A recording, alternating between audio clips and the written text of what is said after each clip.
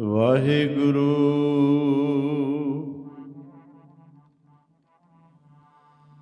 ਸਤਨਾਮ ਸ੍ਰੀ ਵਾਹਿਗੁਰੂ।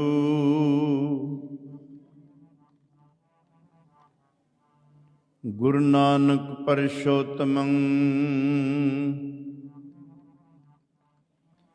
ਪਰਮ ਪਰਾਵਰਨਾਥ। ਯੁਗਲ ਚਰਨ ਮਮ ਬੰਦਨਾ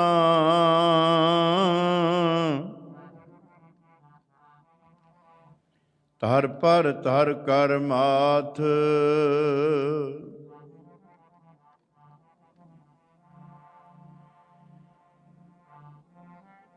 ਪ੍ਰਭ ਦਾਤੋ ਦਾਤਾਰ ਪਰਿਓ ਜਾਚਕੀ ਕਸਰਨਾ। ਮਿਲੈ ਦਾਨ ਸੰਤਰੇਨ ਜਿਹ ਲਗ ਭਵ ਜਲ ਤਰਨਾ। ਬਿਨਤ ਕਰੂੰ ਅਰਦਾਸ ਸੁਨੋ ਜੇ ਠਾਕੁਰ ਭਾਵੈ। ਦੇਹੋ ਦਰਸ ਮਨ ਚਾਓ ਭਗਤ ਤਿਹੁ ਮਨ ਠਹਿਰਾਵੈ। ਬਲਿਉ ਚਿਰਾਗ ਅੰਧਿਆਰ ਮੈਂ ਸਭ ਕਲ ਉਦਰੀ ਇਕ ਨਾਮ ਧਰਮ।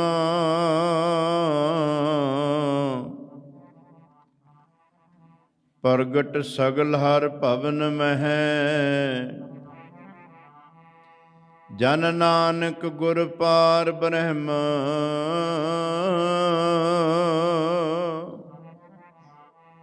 ਸਭ ਤੇ ਵੱਡਾ ਸਤਿਗੁਰ ਨਾਨਕ ਜਿਨ ਕਲ ਰਾਖੀ ਮੇਰੀ ਜੀ। ਸਭ ਤੇ ਵੱਡਾ ਸਤਿਗੁਰ ਨਾਨਕ ਜਿਨ ਕਲ ਰਾਖੀ ਮੇਰੀ ਜੀ।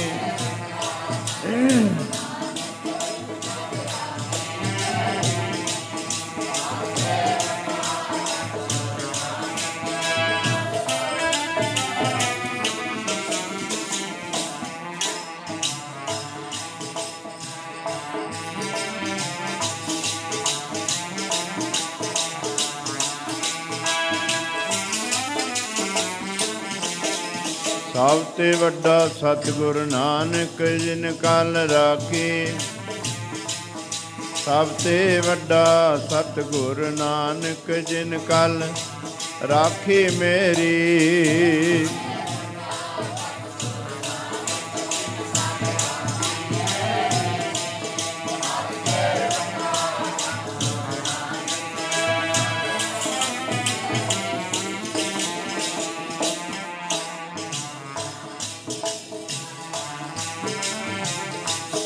ਸਭ ਤੇ ਵੱਡਾ ਸਤਿਗੁਰ ਨਾਨਕ ਜਿਨ ਕਲ ਰਾਖੀ ਮੇਰੀ। ਜਿਨ ਕਲ ਰਾਖੀ ਮੇਰੀ। ਜਿਨ ਕਲ ਰਾਖੀ ਮੇਰੀ ਜੀ। ਰਾਖੀ ਮੇਰੀ।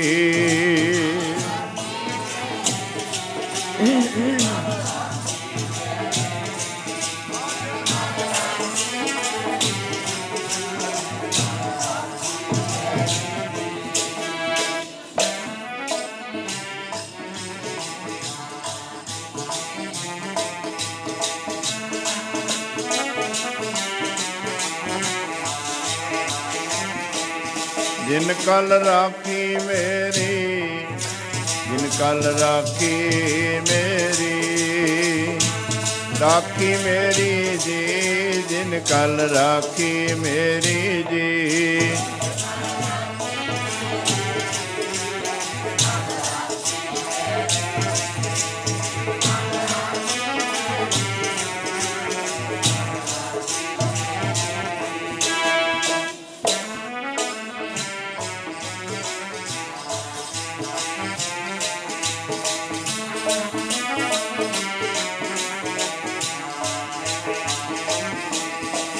ਸਭ ਤੇ ਵੱਡਾ ਸਤਿਗੁਰ ਨਾਨਕ ਜਿਨ ਕਲ ਰਾਖੀ ਮੇਰੀ।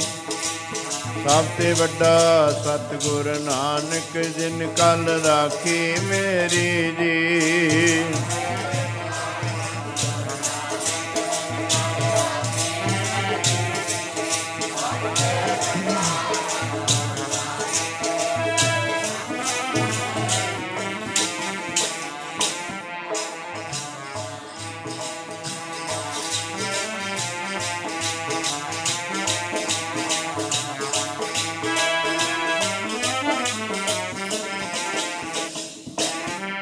ਜਿਸਕੇ ਸਿਰ ਉਪਰ ਤੂੰ ਸੁਆਮੀ,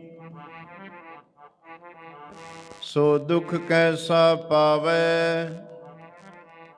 ਬੋਲ ਨਾ ਜਾਣੈ ਮਾਇਆ ਮਦ ਮਾਤਾ, ਮਰਨਾ ਚੀਤ ਨ ਆਵੈ। ਮੇਰੇ RAM ਰਾਏ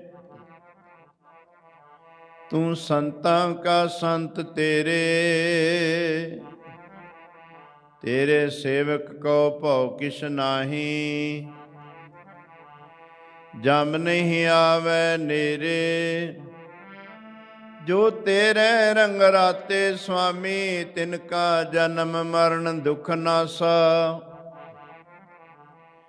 ਤੇਰੀ ਬਖਸ਼ ਨਾ ਮੇਟੈ ਕੋਈ। ਸਤਿਗੁਰੂ ਕਾ ਦਿਲਾਸਾ, ਨਾਮ ਧਿਆਇਨ ਸੁਖ ਫਲ ਪਾਇਨ। ਆਠ ਪਹਿਰਿਆ ਰਾਧੇ, ਤੇਰੀ ਸਰਨ ਤੇਰੇ ਪਰਵਾਸੇ। ਪੰਚ ਦੁਸ਼ਟ ਲੈ ਸਾਧੇ, ਗਿਆਨ ਧਿਆਨ ਕਿਛ ਕਰਮ ਨਾ ਜਾਣਾ। ਸਾਰ ਨਾ ਜਾਣਾ ਤੇਰੀ, ਸਭ ਤੇ ਵੱਡਾ ਸਤਿਗੁਰ ਨਾਨਕ ਜਿਨ ਕਲ ਰਾਖੀ ਮੇਰੀ। ਸਭ ਤੇ ਵੱਡਾ ਸਤਿਗੁਰ ਨਾਨਕ ਜਿਨ ਕਲ ਰਾਖੀ ਮੇਰੀ ਜੀ। ਸਭ ਤੇ ਵੱਡਾ ਸਤਿਗੁਰ ਨਾਨਕ ਜਿਨ ਕਲ ਰਾਖੀ ਮੇਰੀ।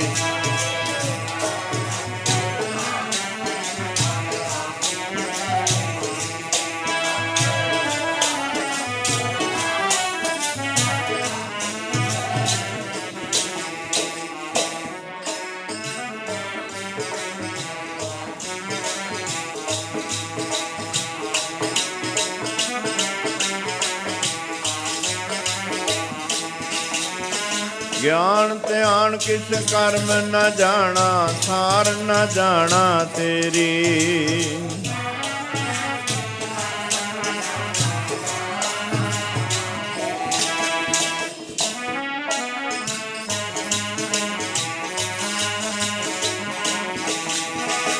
ਸਭ ਤੇ ਵੱਡਾ ਸਤਿਗੁਰ ਨਾਨਕ ਜਿਨ ਕਲ ਰਾਖੀ ਮੇਰੀ।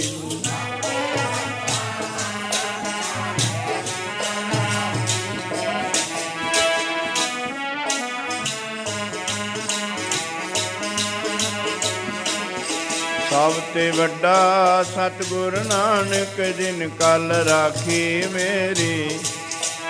ਸਭ ਤੇ ਵੱਡਾ ਸਤਿਗੁਰ ਨਾਨਕ ਜਿਨ ਕਲ ਰਾਖੀ ਮੇਰੀ ਜੀ।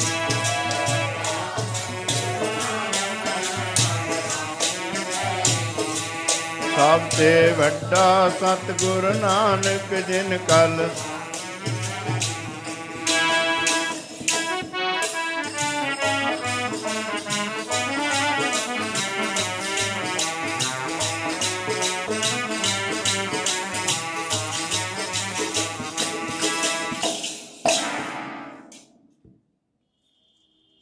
ਪਰਮ ਸਤਿਕਾਰਯੋਗ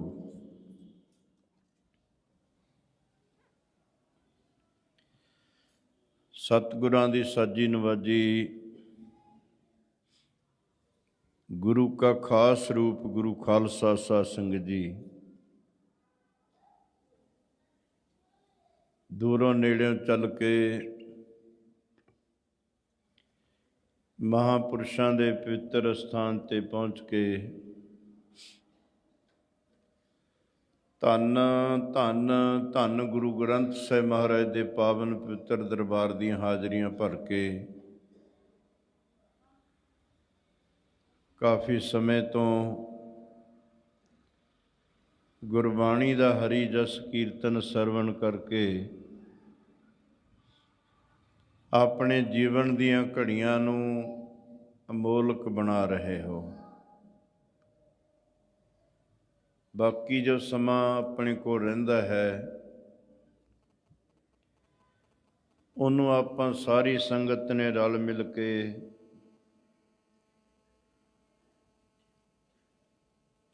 ਪਰਮੇਸ਼ਰ ਦੇ ਗੁਣਾਂ ਨੂੰ ਗਾ ਕੇ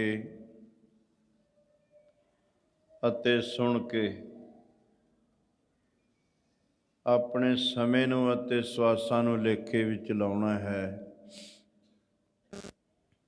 ਜਿੰਨੀ ਸੰਗਤ ਗੁਰੂ ਚਰਨਾਂ ਵਿੱਚ ਸਜੀ ਬੈਠੀ ਹੈ ਜਾਂ ਸੱਚੇ ਪਾਤਸ਼ਾਹ ਨੂੰ ਨਮਸਕਾਰ ਕਰਨ ਵਾਸਤੇ ਆ ਰਹੀ ਹੈ, ਸਾਰੇ ਹੀ ਆਪਣੀ ਰਸਨਾ ਪਵਿੱਤਰ ਕਰੋ। ਗੱਜ ਵੱਜ ਕੇ ਫਤਿਹ ਬੁਲਾਓ ਜੀ। ਵਾਹਿਗੁਰੂ ਜੀ ਕਾ ਖਾਲਸਾ, ਵਾਹਿਗੁਰੂ ਜੀ ਕੀ ਫਤਿਹ। ਗੁਰੂ ਰੂਪ ਗੁਰੂ ਖਾਲਸਾ ਸਾਧ ਸੰਗਤ ਜੀ,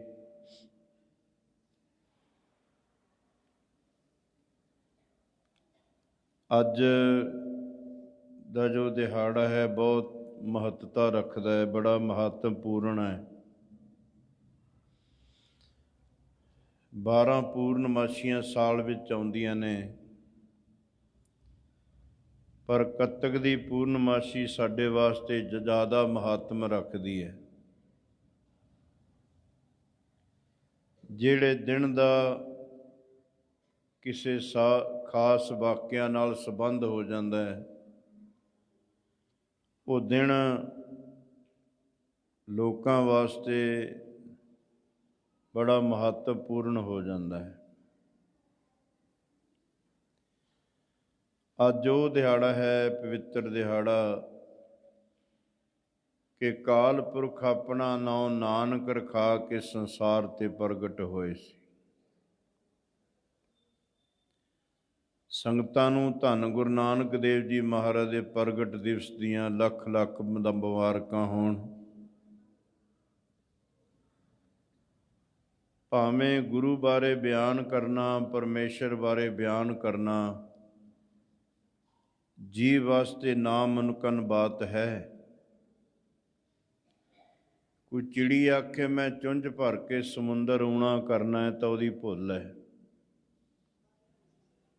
ਪਰ ਇੰਨਾ ਕੁ ਜ਼ਰੂਰ ਹੈ ਕਿ ਉਹ ਸਮੁੰਦਰ 'ਚੋਂ ਚੁੰਝ ਭਰ ਕੇ ਆਪਣੀ ਪਿਆਸ ਬੁਝਾ ਸਕਦੀ ਹੈ। ਅਸੀਂ ਪਰਮੇਸ਼ਰ ਬਾਰੇ ਕੁਛ ਬਿਆਨ ਤਾਂ ਨਹੀਂ ਕਰ ਸਕਦੇ, ਪਰ ਉਹਨਾਂ ਦੇ ਗੁਣਾਂ ਨੂੰ ਗਾ ਕੇ ਆਪਣਾ ਭਲਾ ਜ਼ਰੂਰ ਕਰਾ ਸਕਦੇ ਹਾਂ। ਸਾਧ ਸੰਗਤ,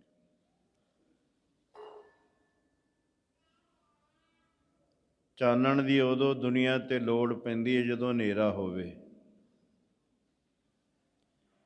ਹਨੇਰਾ ਹੀ ਨਹੀਂ ਹੈ ਤਾਂ ਫਿਰ ਚਾਨਣ ਦੀ ਲੋੜ ਨਹੀਂ ਹੈ। ਆਹ ਲਾਈਟਾਂ ਜਗ ਰਹੀਆਂ ਨੇ ਪਰ ਬਿਨਾਂ ਮਤਲਬ, ਇਹਨਾਂ ਦਾ ਕੋਈ ਮਕਸਦ ਨਹੀਂ ਹੈ। ਜਿੱਥੇ ਬਿਮਾਰੀ ਨਹੀਂ ਹੈ ਕੋਈ, ਉੱਥੇ ਡਾਕਟਰਾਂ ਦਾ ਕੀ ਕਰਨਾ ਲਿਆ ਕੇ। ਜਿੱਥੇ ਕੋਈ ਦੰਗਾ ਫਸਾਦ ਹੀ ਨਹੀਂ ਹੈ, ਕੋਈ ਝਗੜਾ ਹੀ ਨਹੀਂ ਹੈ, ਉੱਥੇ ਪੁਲਿਸ ਦਾ ਕੀ ਕੰਮ ਹੈ। ਅਕਾਲ ਪੁਰਖ ਨੂੰ ਵੀ ਮਾਤ ਲੋਕ ਤੇ ਉਦੋਂ ਆਉਣਾ ਪੈਂਦਾ ਹੈ ਜਦੋਂ ਮਾਤ ਲੋਕ ਦੀ ਮਰਿਆਦਾ ਅਸਤ ਵਿਅਸਤ ਹੋ ਜਾਂਦੀ ਹੈ,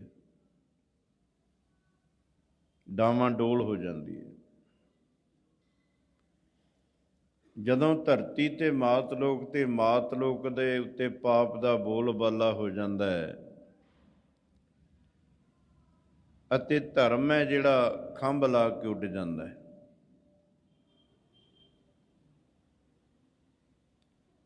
ਇਹ ਗੁਰੂ ਬਾਬਾ ਜੀ ਦੇ ਆਉਣ ਤੋਂ ਪਹਿਲਾਂ ਐਸੇ ਹਾਲਾਤ ਸਨ। ਕੱਲ ਹੋਈ ਕੁੱਤੇ ਮੋਹੀ, ਖਾਜ ਹੋਆ ਮੁਰਦਾਰ ਗੁਸਾਈ, ਰਾਜੇ ਪਾਪ ਕਮਾਮ ਦੇ ਉਲਟੀ ਵਾੜ ਖੇਤ ਕੋ ਖਾਈ। ਪਰਜਾ ਅੰਧੀ ਗਿਆਨ ਬਿਨ ਕੂੜਕ ਸਤ ਮੁਖੋਂ ਅਲਾਈ। ਚੇਲੇ ਸਾਜ ਵਜਾਏਂਦੇ ਨੱਚਨ ਗੁਰੂ ਬਹੁਤ ਵਿਦ ਭਾਈ। ਚੇਲੇ ਬੈਠਣ ਘਰਾਂ ਵਿੱਚ ਗੁਰ ਉੱਠ ਘਰ ਤਨਾੜੈ ਜਾਈ। ਉਲਟਾ ਕੰਮ ਹੋ ਗਿਆ ਸਾਰਾ ਕੁਛ। ਜਿੱਥੋਂ ਧਰਮ ਪੈਦਾ ਹੁੰਦਾ ਸੀ ਉੱਥੋਂ ਧਰਮ ਦੀ ਪੈਦਾਇਸ਼ ਹੋਣ ਲੱਗ ਗਈ। ਚਾਰ ਪੈਰ ਧਰਮ ਦੇ ਮੰਨੇ ਐ, ਚਾਰ ਪੈਰ ਧਰਮ ਦੇ ਚਾਰ ਵਰਨ ਇੱਕ ਵਰਨ ਕਰਾਇਆ। ਜਿੱਥੋਂ ਧਰਮ ਪੈਦਾ ਹੁੰਦਾ ਹੈ ਪਹਿਲਾਂ ਰਾਜੇ ਲੋਕ ਨੇ।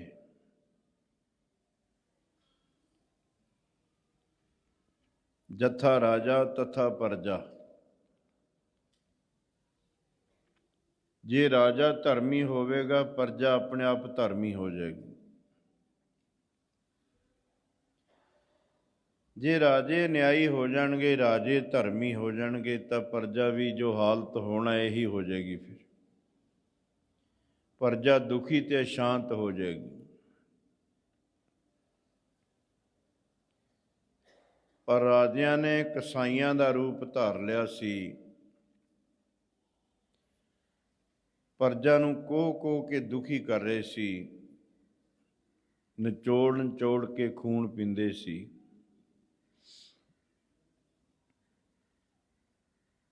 ਪਹਿਲਾ ਪੈਰ ਵੀ ਡਾਵਾਂਡੋਲ ਹੋ ਗਿਆ, ਰਾਜੇ ਨਿਆਈ ਹੋ ਗਏ, ਜ਼ੁਲਮੀ ਹੋ ਗਏ। ਦੂਜਾ ਪੈਰ ਦਾ ਧਰਮ ਸੀ ਵਿਦਵਾਨ ਲੋਕ। ਹਿੰਦੂ ਧਰਮ ਦੇ ਵਿੱਚ ਬ੍ਰਾਹਮਣ ਸੀ ਵਿਦਵਾਨ ਪੰਡਤ। ਇਸਲਾਮ ਧਰਮ ਦੇ ਵਿੱਚ ਕਾਜੀ ਸੀ। ਈਸਾਈ ਧਰਮ ਦੇ ਵਿੱਚ ਪਾਦਰੀ ਸੀ। ਜਿਵੇਂ ਆਪਣੇ ਧਰਮ ਦੇ ਵਿੱਚ ਕਥਾਵਾਚਕ, ਗ੍ਰੰਥੀ ਸਿੰਘ, ਵਿਦਵਾਨ ਲੋਕ, ਢਾਡੀ, ਕਵੀਸ਼ਰ ਸਿੰਘ ਤੇ ਮਹਾਤਮਾ ਜਿਹੜੇ ਗੁਰੂ ਘਰ ਦਾ ਪ੍ਰਚਾਰ ਕਰਦੇ ਨੇ।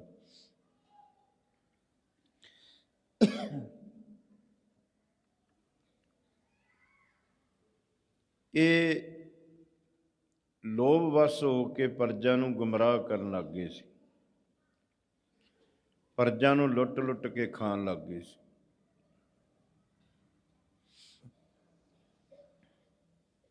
ਇਹਨਾਂ ਨੇ ਰੱਬ ਦਾ ਮਾਰਗ ਦੱਸਣਾ ਸੀ,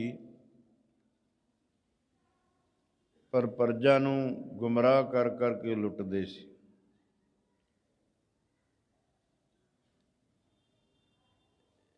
ਇੱਕ ਜੱਟ ਦੀ ਲੜਕੀ ਦਾ ਵਿਆਹ ਸੀ।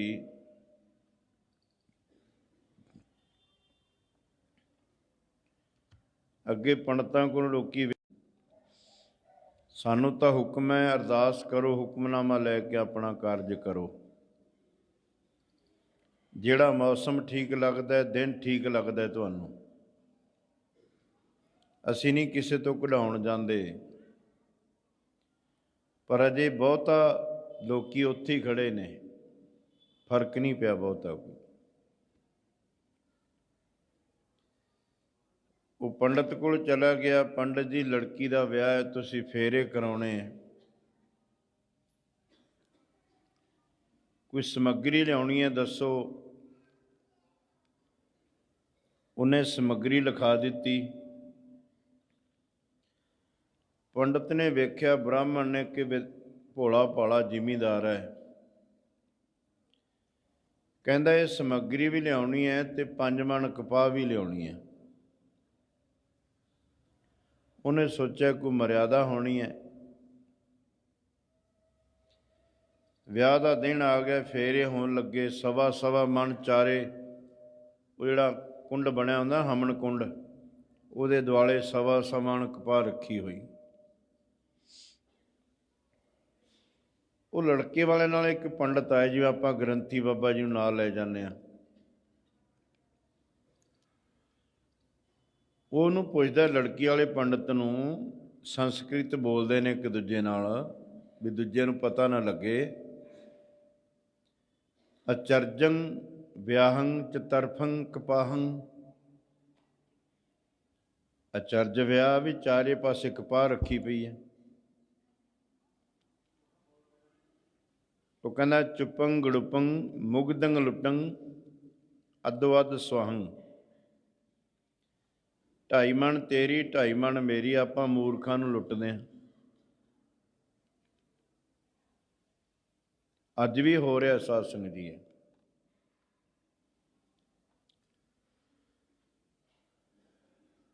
ਸਾਡਾ ਇੱਕੋ ਹੀ ਆਸਰਾ ਸੀ, ਹੁਕਮਨਾਮਾ ਅਰਦਾਸ ਕਰਕੇ ਆਪਣਾ ਕਾਰਜ ਕਰਨਾ ਹੈ।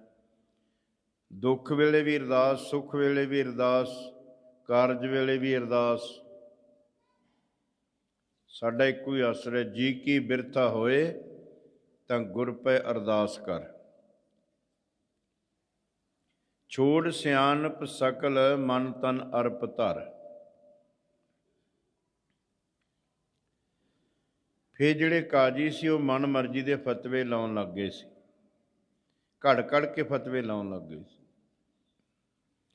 ਕਾਜੀ ਹੋਏ ਰਿਸ਼ਵਤੀ, ਵੱਢੀ ਲੈ ਕੇ ਹੱਕ ਗਵਾਈ।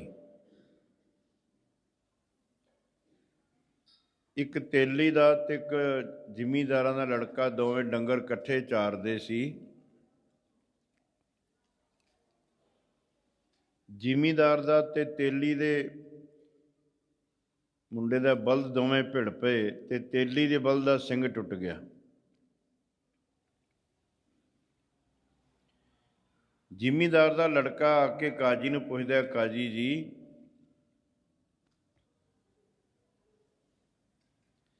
ਜੇ 2 ਡੰਗਰ ਭਿੜ ਪੈਣ, ਇੱਕ ਦਾ ਸਿੰਗ ਟੁੱਟ ਜਾਏ, ਫਿਰ ਕੀ ਫਤਵਾ ਲੱਗਦਾ ਹੁੰਦਾ ਹੈ? ਤੇਲੀ ਕਹਿੰਦਾ ਡੰਗਰਾਂ ਦਾ ਤਾਂ ਫਤਵਾ ਹੀ ਨਹੀਂ ਕੋਈ, ਕਿਸੇ ਜੁਨੀ ਤੇ ਕੋਈ ਸਜ਼ਾ ਨਹੀਂ, ਕੋਈ ਫਤਵਾ ਨਹੀਂ, ਇੱਕ ਬੰਦੇ ਤੇ ਹੀ ਹੈ ਬਸ। ਇਹਨੂੰ ਕਿਉਂ ਫਤਵਾ? ਇਹਨੂੰ ਪਤਾ ਹੈ ਜਾਣ ਕੇ ਕਰਦਾ ਹੈ। ਸਜ਼ਾ ਉਹਨੂੰ ਲੱਗਦੀ ਜਿਹਨੂੰ ਪਤਾ ਹੋਵੇ ਤੇ ਜਾਣ ਕੇ ਕਰ ਰਿਹਾ ਹੈ। ਜਿਹਨੂੰ ਪਤਾ ਨਹੀਂ ਉੱਤੇ ਕੋਈ ਕਾਨੂੰਨ ਲਾਗੂ ਨਹੀਂ ਹੈ। ਕਾਜੀ ਕਹਿੰਦਾ ਡੰਗਰਾਂ ਦਾ ਤਾਂ ਫਤਵਾ ਹੀ ਨਹੀਂ ਹੁੰਦਾ ਕੋਈ। ਉਹ ਮੁੜ ਆਇਆ ਤੇ ਕਾਜੀ ਦਾ ਮੁੰਡਾ ਜਾ ਕੇ ਕਹਿੰਦਾ ਜੀ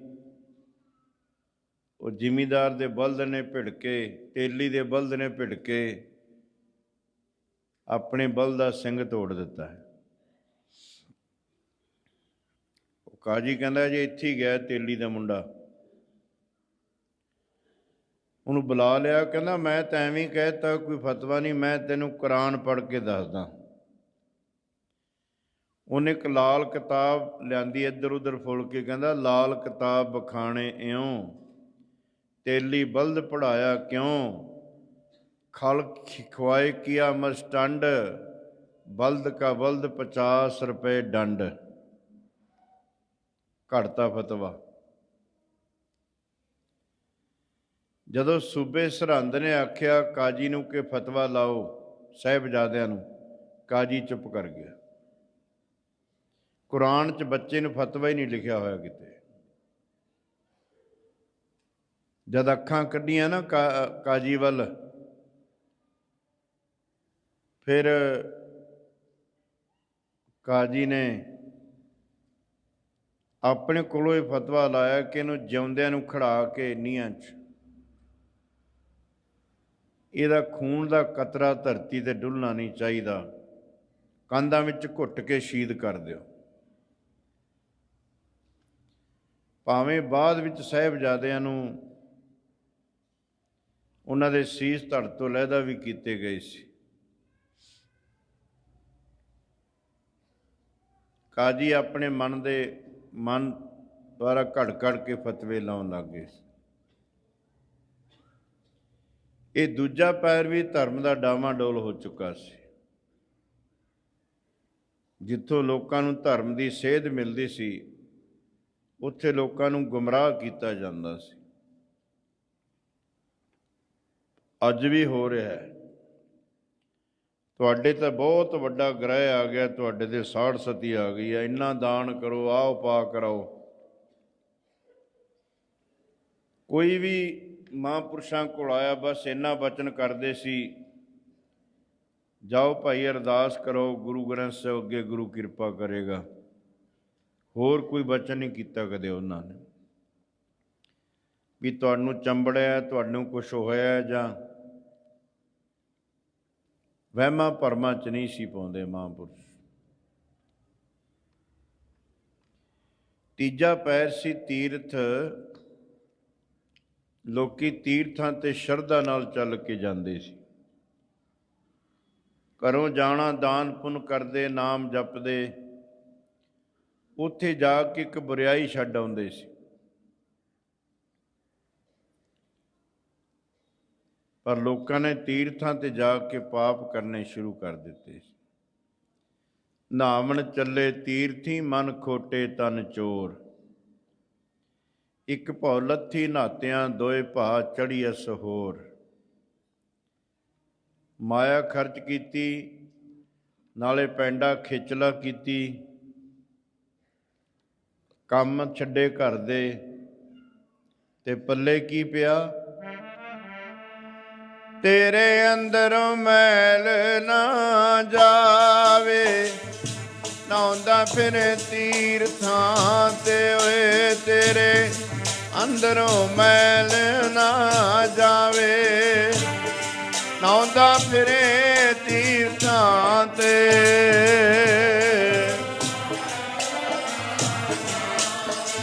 ਨਹਾਉਂਦਾ ਫਿਰਦਾ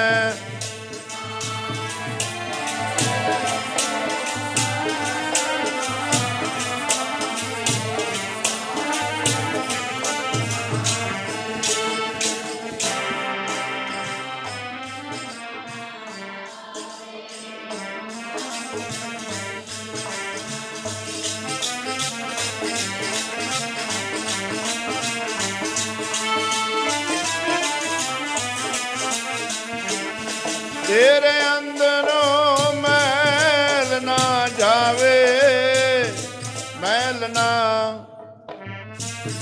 ਨਹਾਉਂਦਾ ਫਿਰਦਾ ਤੀਰਥਾਂ ਤੇ ਓਏ, ਤੇਰੇ ਅੰਦਰੋਂ ਮੈਲ ਨਾ ਜਾਵੇ, ਨਹਾਉਂਦਾ ਫਿਰੇ ਤੀਰਥਾਂ ਤੇ।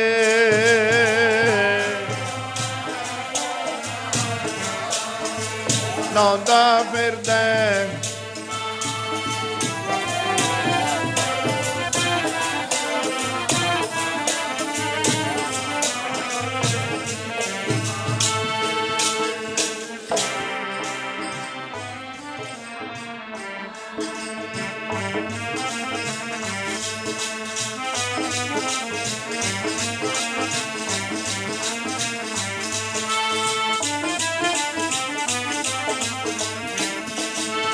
ਨਹਾਵਣ ਚੱਲੇ ਤੀਰਥੀ, ਮਨ ਖੋਟੇ ਤਨ।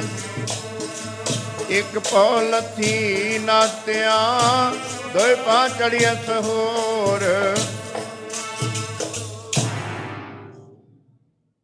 ਤੀਜਾ ਪੈਰ ਵੀ ਡਾਵਾਂ ਡੋਲ।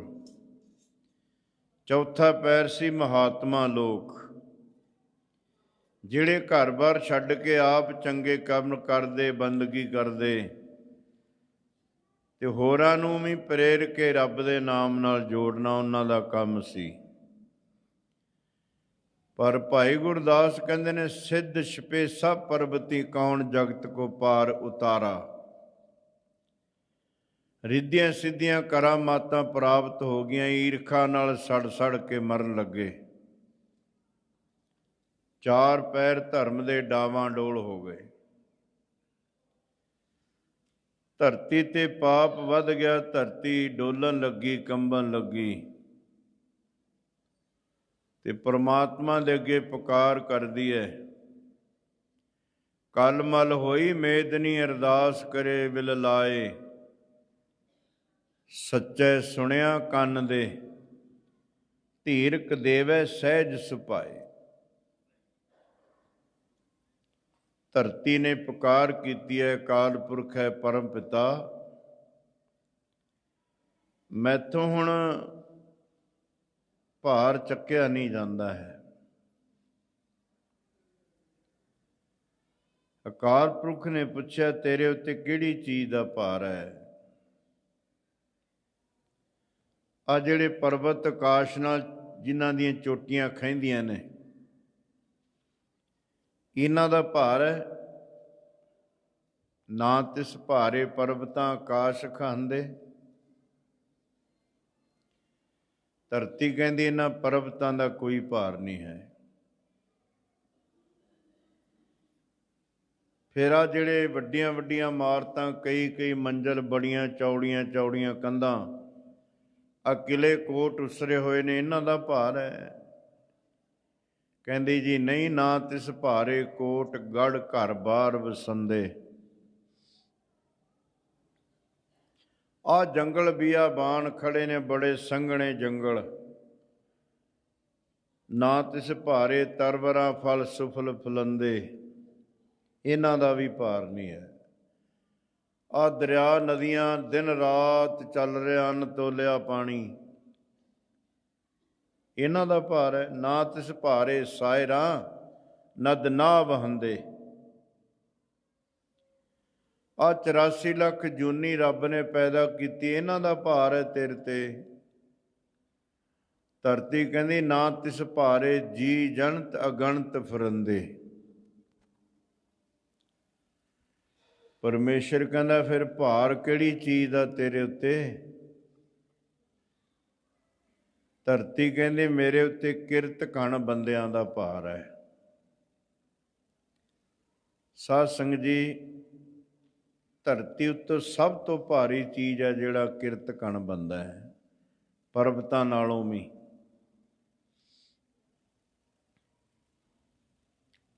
ਤੇ ਕਿਰਤ ਕਣ ਹੈ ਕੌਣ ਹੈ? ਦੋ ਤਰ੍ਹਾਂ ਦੇ ਕਿਰਤ ਕਣ ਨੇ, ਛੋਟੇ ਤੇ ਵੱਡੇ। ਛੋਟੇ ਕਿਰਤ ਕਣ ਉਹ ਨੇ, ਕਿਸੇ ਨੇ ਔਖੇ ਵੇਲੇ ਕਿਸੇ ਸੱਜਣ ਮਿੱਤਰ ਦੀ ਮਦਦ ਕੀਤੀ, ਉਹਦਾ ਸਮਾਂ ਲੰਘ ਗਿਆ, ਪਰ ਜਿਹਨੇ ਮਦਦ ਕੀਤੀ ਸੀ ਉਹਦਾ ਰਿਣੀ ਨਹੀਂ ਹੋਇਆ, ਉਹਦਾ ਸਾਣ ਨਹੀਂ ਮੰਨਿਆ, ਮੁੱਲ ਨਹੀਂ ਤਾਰਿਆ, ਉਹ ਵੀ ਕਿਰਤ ਕਣ ਹੈ। ਤੇ ਸਿਆਣੇ ਕਹਿੰਦੇ ਨੇ ਕੋਈ ਔਖੇ ਵੇਲੇ ਪਾਣੀ ਦਾ ਬੁੱਕ ਵੀ ਪਿਆ ਦੇਵੇ, ਉਹਦਾ ਸਾਣ ਮੰਨਣਾ ਚਾਹੀਦਾ। ਤੇ ਵੱਡੇ ਕਿਰਤ ਕਣ, ਜਿਸ ਅਕਾਲ ਪੁਰਖ ਨੇ ਸਾਨੂੰ ਮਨੁੱਖਾ ਸਰੀਰ ਦਿੱਤਾ ਹੈ, ਧੀਆਂ ਪੁੱਤਰ ਦਿੱਤੇ ਨੇ, ਘਰ-ਬਾਰ ਦਿੱਤੇ ਨੇ, ਜਾਇਦਾਦਾਂ ਦਿੱਤੀਆਂ ਨੇ, ਧਨ ਪਦਾਰਥ ਦਿੱਤਾ ਹੈ, ਇੱਜ਼ਤ ਆਬਰੂ ਦਿੱਤੀ ਹੈ, ਸਾਰੀਆਂ ਦਾਤਾਂ ਦਿੱਤੀਆਂ ਨੇ, ਦਾਤ ਵਿੱਚ ਦਿੱਤੀਆਂ ਨੇ। ਤੈਨੂੰ ਰੱਬ ਨੇ ਅੱਖਾਂ ਵੀ ਦੇਖਣ ਵਾਸਤੇ ਦਾਤ ਵਿੱਚ ਦਿੱਤੀਆਂ ਨੇ। ਕੋਈ ਤੇਰੀ ਸਿਆਣਪ ਨਹੀਂ, ਕੋਈ ਤੇਰੀ ਅਕਲ ਨਹੀਂ ਕਿ ਤੂੰ ਰੱਬ ਤੋਂ ਅੱਖਾਂ ਅਕਲ ਨਾਲ ਲੈ ਲਈਆਂ। ਪਰ ਇਹ ਸੋਚੋ, ਕਦੇ ਆਪਣੇ ਗਰੀਵਾਨ ਵਿੱਚ ਸੋਚਣਾ ਚਾਹੀਦਾ ਹੈ ਕਿ ਮਾਤਾ ਦੇ ਉਦਰ ਵਿੱਚ ਇੱਕ ਮਾਸ ਦੇ ਲੋਥੜੇ ਵਿੱਚ ਅੱਖਾਂ ਕਿਵੇਂ ਫਿੱਟ ਕੀਤੀਆਂ ਨੇ, ਇਹਦੇ ਵਿੱਚ ਲਾਈਟ ਕਿਵੇਂ ਪਾਈ, ਫਿਰ ਇੱਕ ਮਾਸ ਤੇ ਨਾੜੀਆਂ ਦੇ ਵਿੱਚ ਸੁਣਨ ਦੀ ਸ਼ਕਤੀ ਕਿਵੇਂ ਪਾ ਦਿੱਤੀ ਉਹਨੇ। ਜਿਹੜੇ ਕਹਿੰਦੇ ਨੇ ਕਰਾਮਾਤ ਦਿਖਾਓ, ਇਹ ਪ੍ਰਤੱਖ ਕਰਾਮਾਤ ਹੈ ਤੁਰੀ ਫਿਰਦੀ। ਇੱਕ ਟੁਕੜਾ ਜ਼ਬਾਨ ਹੈ ਜਿਹੜੀ ਮਾਸ ਦਾ ਟੁਕੜਾ, ਇਹਦੇ ਵਿੱਚ ਬੋਲਣ ਦੀ ਤਾਕਤ ਕਿਵੇਂ ਪਾਤੀ ਰੱਬ ਨੇ। ਕੋਈ ਕਿਸੇ ਸਾਇੰਸ ਵਾਲੇ ਡਾਕਟਰ ਵਾਲੇ ਨੂੰ ਕਹੋ ਕਿ ਜਿਹੜੀ ਚੀਜ਼ ਦਾ ਤੂੰ ਮਾਸ ਕਹਿੰਦਾ ਤੈਨੂੰ ਲਿਆ ਦੇਣਾ, ਇਹਦੇ 'ਚ ਬੋਲਣ ਦੀ ਸ਼ਕਤੀ ਪਾ ਦੇ। ਜ਼ਬਾਨ ਦੇ ਵਿੱਚ, ਇਹਦੇ 'ਚ ਹੱਡੀ ਨਹੀਂ ਹੈ, ਇੱਕ ਮਾਸ ਦਾ ਟੁਕੜਾ ਹੈ,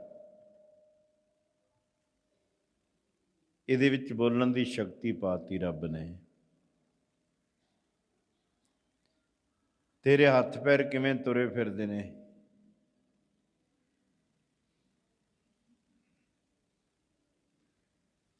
ਤੈਨੂੰ ਸਭ ਕੁਛ ਰੱਬ ਨੇ ਦਾਤ ਵਿੱਚ ਦਿੱਤਾ ਹੈ।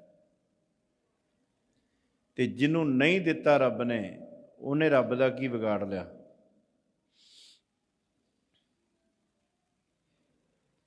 ਕੋਈ ਅੰਗ ਨਹੀਂ ਹੈ ਜਿਹਦੇ ਕੋਲ, ਉਹਨੂੰ ਪੁੱਛੋ ਇਹਦੀ ਵੈਲਿਊ। ਕਿਸੇ ਕੀਮਤ 'ਤੇ ਨਹੀਂ ਮਿਲੇਗਾ ਕੋਈ ਵੀ। ਅੱਖਾਂ ਦੀ ਜੋਤ ਨਹੀਂ ਮਿਲੇਗੀ, ਸੁਣਨ ਸ਼ਕਤੀ ਨਹੀਂ ਮਿਲੇਗੀ, ਬੋਲਣ ਸ਼ਕਤੀ ਨਹੀਂ ਮਿਲੇਗੀ।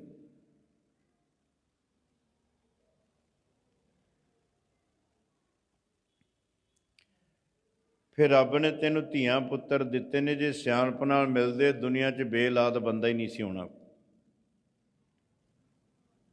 ਜੇ ਸਿਆਣਪ ਨਾਲ ਮਿਲਦੇ, ਕਿਸੇ ਚਤਰਾਈ ਨਾਲ ਮਿਲਦੇ, ਮਾਇਆ ਨਾਲ, ਬੇਲਾਦ ਬੰਦਾ ਹੀ ਨਹੀਂ ਸੀ ਹੋਣਾ। ਹਰ ਇੱਕ ਚੀਜ਼ ਤੈਨੂੰ ਦਾਤ ਵਿੱਚ ਦਿੱਤੀ ਹੈ, ਪਰ ਤੂੰ ਕਿੱਡਾ ਬੇਸ਼ੁਕਰਾ ਬੰਦਾ ਹੈ, ਉਹਨੂੰ ਕਦੇ ਯਾਦ ਹੀ ਨਹੀਂ ਕਰਿਆ ਤੈਂ। ਉਹਦੇ ਵਾਸਤੇ ਤੇਰੇ ਕੋਲ ਟਾਈਮ ਹੀ ਨਹੀਂ ਹੈ। ਜਿਹੜਾ ਰੱਬ ਦੀਆਂ ਦਾਤਾਂ ਨੂੰ ਪਾ ਕੇ ਦਾਤੇ ਨੂੰ ਭੁੱਲ ਜਾਏ, ਉਹ ਵੱਡਾ ਕਿਰਤ ਘਾਣਾ ਹੈ।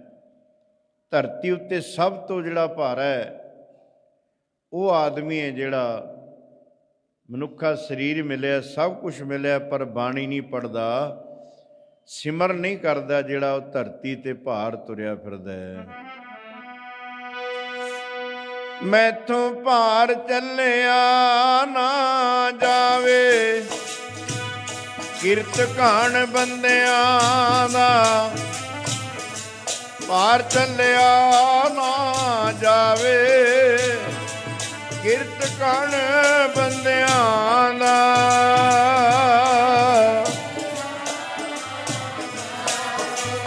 ਕਿਰਤ ਘਾਣ ਬੰਦਿਆਂ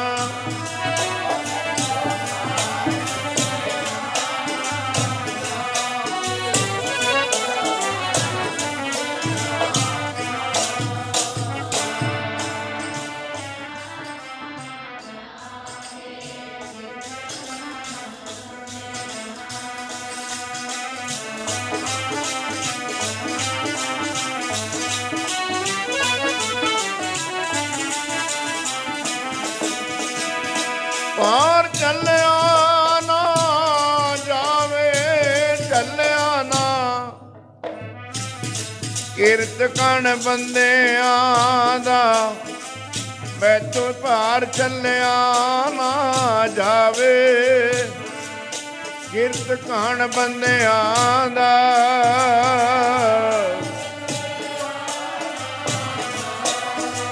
ਕਿਰਤ ਘਾਣ ਬੰਦਿਆਂ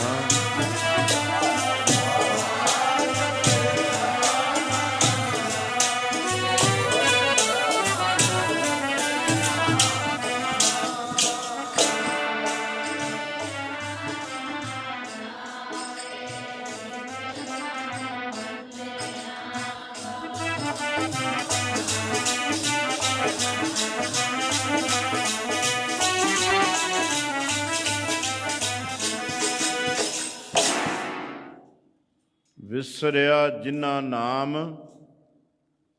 ਸੇ ਭੋਏ ਭਾਰ ਥੀਏ। ਸਾਧ ਸੰਗਤ ਜੀ, ਜਿੱਡਾ ਮਰਜੀ ਪਾਪੀ ਬੰਦਾ ਹੈ, ਬਕਾਰੀ ਹੈ, ਦੁਰਾਚਾਰੀ ਹੈ,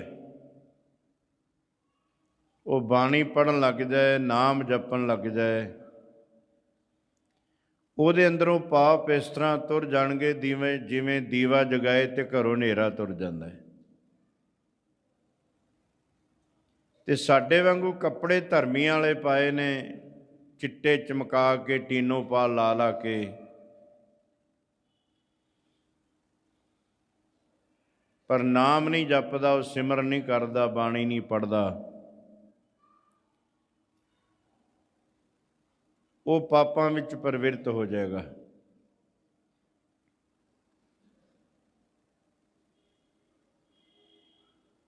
ਜਦੋਂ ਦੁਨੀਆ ਦੇ ਲੋਕ ਰੱਬ ਦੇ ਨਾਮ ਨੂੰ ਭੁੱਲਣ ਲੱਗ ਜਾਂਦੇ ਨੇ, ਅੱਜ ਕਿਸੇ ਕੋਲ ਧਰਮ ਦੀ ਗੱਲ ਕਰੋ, ਬਾਣੀ ਦੀ, ਕਹਿੰਦਾ ਇਹ ਵਿਹਲੇ ਬੰਦਿਆਂ ਦਾ ਕੰਮ ਹੈ। ਇਸੇ ਕਰਕੇ ਲੋਕ ਅੱਜ ਇੰਨੇ ਦੁਖੀ ਨੇ, ਖੁਦਕਸ਼ੀਆਂ ਕਰ ਕਰਕੇ ਮਰ ਰਹੇ ਨੇ। ਚੰਗੇ ਬੜੇ ਘਰ ਨੇ, ਜਾਇਦਾਦਾਂ ਬੜੀਆਂ ਨੇ, ਧਨ ਬੜਾ ਹੈ, ਪਰ ਨਾਮ ਨਾਲ ਬਾਣੀ ਨਾਲ ਨਹੀਂ ਜੁੜੇ। ਰੋਜ਼ ਆਪਾਂ ਸੁਣਦੇ ਹਾਂ, ਖਾ ਕੇ ਮਰ ਗਿਆ, ਫਾਹ ਲੈ ਕੇ ਮਰ ਗਿਆ, ਕੋਈ ਹੋਰ ਤਰੀਕੇ ਨਾਲ ਮਰ ਗਿਆ। ਦੁਖੀ ਨੇ ਲੋਕ। ਤੇ ਜਦੋਂ ਬਾਣੀ ਪੜ੍ਹਨ ਲੱਗ ਜਾਏਗਾ, ਇਹਦੇ ਜੀਵਨ 'ਚੋਂ ਪਾਪ ਚਲੇ ਜਾਣਗੇ। ਪਾਪਾਂ ਦਾ ਫਲ ਦੁੱਖ ਹੁੰਦਾ ਹੈ ਤੇ ਪੁੰਨਾਂ ਦਾ ਫਲ ਸੁੱਖ ਹੁੰਦਾ ਹੈ। ਮੋਟੇ ਅੱਖਰਾਂ 'ਚ ਪੁੰਨ ਕਰੋਗੇ ਤਾਂ ਸੁੱਖ ਵੱਧ ਜਾਣਗੇ, ਪਾਪ ਕਰੋਗੇ ਦੁੱਖ ਵੱਧ ਜਾਣਗੇ। ਸਭ ਤੋਂ ਵੱਡਾ ਪੁੰਨ ਹੈ ਨਾਮ ਜਪਣਾ। 100%, 100%, 20 ਵਿਸਵੇ। ਜਿਹੜਾ ਨਾਮ ਜਪਦਾ ਏਦੂ ਵੱਡਾ ਕੋਈ ਪੁੰਨ ਨਹੀਂ ਹੈ, ਤੇ ਜਿਹੜਾ ਨਾਮ ਨਹੀਂ ਜਪਦਾ ਏਦੂ ਵੱਡਾ ਕੋਈ ਪਾਪ ਨਹੀਂ ਹੈ। ਸਾਧ ਸੰਗਤ ਜੀ, ਦਾਨ ਕਰਨ ਵੇਲੇ ਕੁਝ ਦੇਣਾ ਪੈਂਦਾ ਹੈ। ਇਸ਼ਨਾਨ ਕਰਨ ਜਾਈਏ ਤਾਂ ਕੰਮ ਛੱਡ ਕੇ ਜਾਣਾ ਪੈਂਦਾ ਹੈ। ਨਾਮ ਜਪਣ ਵੇਲੇ ਜਾਣਾ ਵੀ ਕਿਤੇ ਨਹੀਂ, ਦੇਣਾ ਵੀ ਕੁਛ ਨਹੀਂ ਹੈ। ਰੱਬ ਨੇ ਜ਼ਬਾਨ ਦਿੱਤੀ ਹੈ, ਗੁਰੂ ਨੇ ਉਪਦੇਸ਼ ਦਿੱਤਾ ਹੈ। ਬਸ ਵਾਹਿਗੁਰੂ ਵਾਹਿਗੁਰੂ ਵਾਹਿਗੁਰੂ ਹੀ ਕਰਨਾ ਹੈ, ਜਿਹਦੇ ਵਿੱਚ ਸਾਰੇ ਸੁੱਖ ਨੇ, ਸਾਰੀਆਂ ਬਰਕਤਾਂ ਨੇ। ਤੇ ਜ਼ਿੰਦਗੀ ਦਾ ਲਕਸ਼ ਵੀ ਇਹੀ ਹੈ, ਆਵਣ ਕੋ ਏਕੈ ਕੋ ਆਇਆ। ਜਦੋਂ ਦੁਨੀਆ ਉੱਤੇ ਬਹੁਤੇ ਲੋਕ ਰੱਬ ਨੂੰ ਭੁੱਲ ਜਾਣ, ਨਾਮ ਨੂੰ ਭੁੱਲ ਜਾਣ, ਫਿਰ ਧਰਤੀ ਡੋਲਦੀ ਹੈ, ਗਰਕਦੀ ਹੈ ਤੇ ਰੱਬ ਦੇ ਅੱਗੇ ਪੁਕਾਰਾਂ ਕਰਦੀ ਹੈ। ਗੁਰੂ ਗ੍ਰੰਥ ਸਾਹਿਬ ਮਹਾਰਾਜ ਦਾ ਬਚਨ ਹੈ, ਕਲ ਮਲ ਹੋਈ ਮੇਦਨੀ, ਅਰਦਾਸ ਕਰੇ ਵਿਲ ਲਾਏ, ਸੱਚੈ ਸੁਣਿਆ ਕੰਨ ਦੇ, ਧੀਰਕ ਦੇਵੈ ਸਹਿਜ ਸੁਭਾਏ। ਮਹਾਰਾਜ ਕਹਿੰਦੇ ਧਰਤੀ ਪਾਪਾਂ ਕਰਕੇ ਕਾਲੀ ਹੋ ਗਈ, ਤੇ ਉਹਦੀ ਇਹ ਹਾਲਤ ਹੋ ਗਈ ਕਿ ਡੋਲਣ ਲੱਗ ਗਈ, ਗਰਕਣ ਲੱਗ ਗਈ। ਜਦੋਂ ਜਦੋਂ ਧਰਤੀ ਤੇ ਪਾਪ ਵੱਧਦਾ ਤੇ ਧਰਮ ਘਟ ਜਾਂਦਾ ਹੈ, ਫਿਰ ਧਰਤੀ ਡੋਲਦੀ ਹੈ, ਕੰਬਦੀ ਹੈ, ਗਰਕਦੀ ਹੈ। ਸਿੱਧਾਂ ਨੇ ਗੁਰੂ ਬਾਬਾ ਜੀ ਨੂੰ ਪੁੱਛਿਆ ਕਿ ਜਿਹੜੀ ਧਰਤੀ ਹੈ ਇਹ ਇਸ ਤਰ੍ਹਾਂ ਜਿਵੇਂ ਪਾਣੀ ਦੇ ਕੁੰਡ ਵਿੱਚ ਕਾਗਜ਼ ਦੇ ਕੋਈ ਕਿਸ਼ਤੀ ਬਣਾ ਕੇ ਰੱਖ ਦੇਵੇ, ਇੰਨੀ ਥੋੜ੍ਹੀ ਹੈ ਤੇ ਪਾਣੀ ਜ਼ਿਆਦਾ ਹੈ, ਇਹਦੇ ਥੱਲੇ ਥੰਮ ਵੀ ਕੋਈ ਨਹੀਂ ਹੈ, ਇਹ ਟਿਕੀ ਕਿਵੇਂ ਹੋਈ ਹੈ?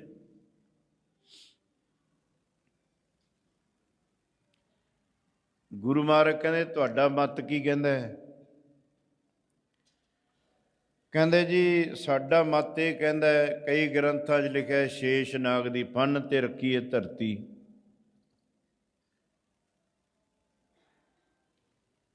ਕਈ ਮੱਤਾਂ 'ਚ ਲਿਖਿਆ ਧੌਲੇ ਬਲਦ ਦੇ ਸਿੰਘਾਂ ਤੇ ਰੱਖੀ ਹੈ ਧਰਤੀ। ਧੌਲਾ ਬਲਦ ਇਹ ਅਸੀਂ ਬਜ਼ੁਰਗਾਂ ਤੋਂ ਸੁਣਦੇ ਰਹੇ ਹਾਂ ਗੱਲਾਂ। ਜਦੋਂ ਭੁਚਾਲ ਆਉਂਦਾ ਸੀ ਨਾ,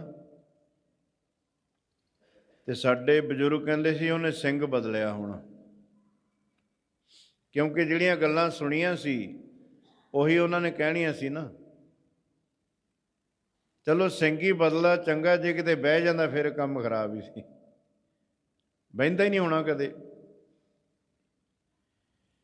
ਮਹਾਰਾਜ ਕਹਿੰਦੇ ਜੇ ਤੁਸੀਂ ਕਹਿੰਦੇ ਹੋ ਧੌਲੇ ਬਲਦ ਦੇ ਸਿੰਘਾਂ ਤੇ ਧਰਤੀ ਰੱਖੀ ਹੈ, ਧੌਲਾ ਬਲਦ ਕਿੱਥੇ ਖੜਾ ਹੈ? ਉਹ ਕਹਿੰਦੇ ਜੀ ਇੱਕ ਧਰਤੀ ਥੱਲੇ ਹੋਰ ਹੋਣੀ ਹੈ, ਉਹਨੂੰ ਕਿਹਨੇ ਚੱਕਿਆ? ਇੱਕ ਧੌਲਾ ਹੋਰ ਹੋਏਗਾ ਥੱਲੇ। ਮਹਾਰਾਜ ਕਹਿੰਦੇ ਨਹੀਂ, ਇਹ ਤੁਹਾਡੀ ਗੱਲ ਸਿੱਧ ਨਹੀਂ ਹੁੰਦੀ, ਤੁਸੀਂ ਦੱਸੋ ਜੀ ਮਹਾਰਾਜ। ਸਤਿਗੁਰੂ ਮਹਾਰਾਜ ਕਹਿੰਦੇ ਧੌਲ ਧਰਮ ਦਇਆ ਕਾ ਪੂਤ, ਸੰਤੋਖ ਥਾਪ ਰੱਖਿਆ ਜਿਨ ਸੂਤ। ਸਾਰਾ ਜਪਜੀ ਸਾਹਿਬ ਦਾ ਪਾਠ ਸਿੱਧਾਂ ਨਾਲ ਗੋਸ਼ਟ ਕਰਦਿਆਂ ਮਹਾਰਾਜ ਨੇ ਉਚਾਰਿਆ। ਇਹਨੂੰ ਤਰਤੀਬਵਾਰ ਗੁਰੂ ਅੰਗਦ ਦੇਵ ਜੀ ਨੇ ਲਿਖਿਆ। ਪਹਿਲਾਂ ਮੰਗਲ ਦੀਆਂ ਪੌੜੀਆਂ ਲਿਖੀਆਂ, फिर सुनन दीयां पौड़ियां, फिर मन्नण दीयां पौड़ियां, फिर अमल दीयां पौड़ियां। इनू तरतीबवार गुरु अंगद देव जी महाराज ने लिखिया। महाराज कहते धर्म दे आसरे धरती टिकी है, ते जिहड़ा धर्म है वो दया का पुत्र है। पहला अंदर दया आउंदी है, फिर धर्म आउंदा है। धौल धर्म दया का पूत। जे दया ही नहीं तो फिर धर्म भी नहीं है। किसी गल ते भी गुरु घर की मर्यादा ते कोई सवाल नहीं कर सकता। जद कलगीधर पातशाह ने खालसा साजिया, जदों सारे गुण पूरे हो गए खालसा, तो पंज प्यारिਆਂ की जदों चोण की, पहला दया आई खालसे च। दया भी लाहौर तो आई चल के, जिथे चाहिदी सी दया। फिर आया धर्म, पंज प्यारिਆਂ ਦੇ नाम ना, पहला दया, फिर धर्म, फिर हिम्मत, फिर मोहकम, फिर साहिब। गुण ने सारे खालसे दे। पहला दया आएगी, फिर धर्म आएगा। जिन्हें धर्मी बनना है, पहला दयालु बनना पैंदा है। वो किसी का विगाड़दा नहीं, कोशिश करदा सवारदा है।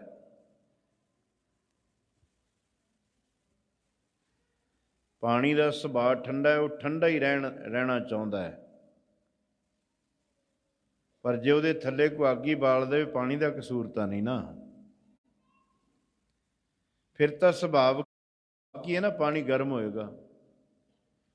तो थोड़ा चिर बाल के बुझा देगा तो फिर भी अपने आप च रह जाएगा। जो बाल ही गया उबल के फिर अग के उत्ते डिगेगा, अग बुझा देगा, फिर ठंडा हो जाएगा।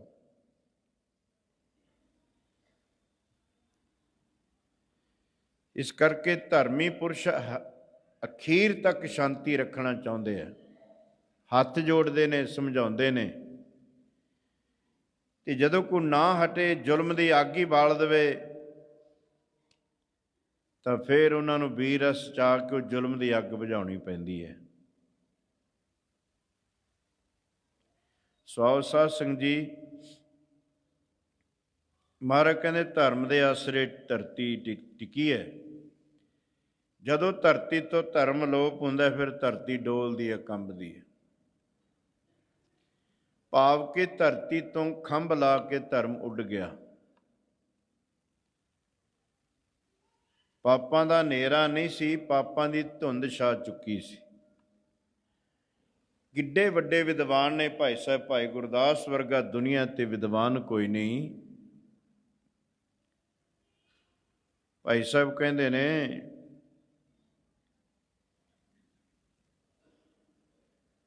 पापां दा नेरा नहीं सी होया, धुंध पै चुकी सी। जे नेरा लिख देंदे तो अजकल वाले साइंस वाले कहने से इन्नियां तेज लाइटां जग रही ने, नेरा कित्थे रह सकता है। धुंध विच कोई लाइट काम नहीं करती। जिन्नी तेज लाइट जगाओगे उन्नी ज़्यादा फैलेगी। वो कोई लाइट धुंध च काम नहीं करती है। अज तक कोई कैड कढ़ी नहीं किसी ने, बड़े बड़े विग्यानक लोगों ने। धुंध विच चलण वास्ते कोई लाइट नहीं अज तक कामयाब हुई। तरले जे तो मारते हैं, कोई पीलियां जा ला लेंदा, कोई थल्ले सड़क के नाल करके ला लेंदा। तरले जे ने वैसे कोई।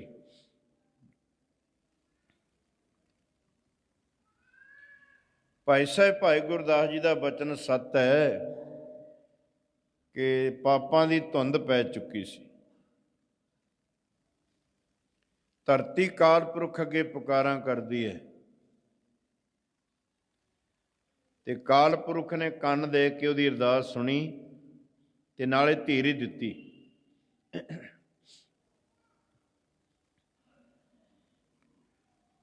कहन लगे इत्थों बड़े गए ने, दत्तात्रेय गया, रामानंद गए ने, गोरख गए ने, ईसा मसीह गया, इत्थों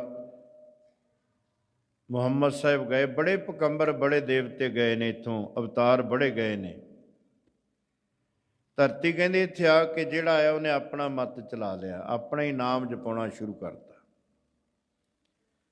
ਕਿਸੇ ਨੇ ਪਰਮਾਤਮਾ ਦਾ ਨਾਮ ਨਹੀਂ ਜਪਾਇਆ। ਕਿਸੇ ਨੇ ਆਖਿਆ ਤੁਸੀਂ ਮੇਰੀਆਂ ਭੇਡਾਂ ਹੋ, ਮੈਂ ਤੁਹਾਡਾ ਜਾਲੀ ਹਾਂ, ਤੁਹਾਡੀ ਮੈਂ ਉੱਥੇ ਗਵਾਹੀ ਭਰਾਂਗਾ, ਫਿਰ ਤੁਸੀਂ ਰੱਬ ਦੇ ਘਰ ਪ੍ਰਵਾਨ ਹੋਵੋਗੇ। ਪਰ ਧੰਨ ਗੁਰੂ ਨਾਨਕ ਦੇਵ ਮਹਾਰਾਜ ਨੇ ਆਖਿਆ ਉੱਥੇ ਤੇਰੀ ਕਰਨੀ ਤੇ ਨਿਬੜਨਾ ਹੈ, ਮੈਂ ਤਾਂ ਤੈਨੂੰ ਰਸਤਾ ਦੱਸਣ ਵਾਸਤੇ ਆਇਆ, ਬਸ ਮਾਰਗ ਦੱਸਣ ਆਇਆ।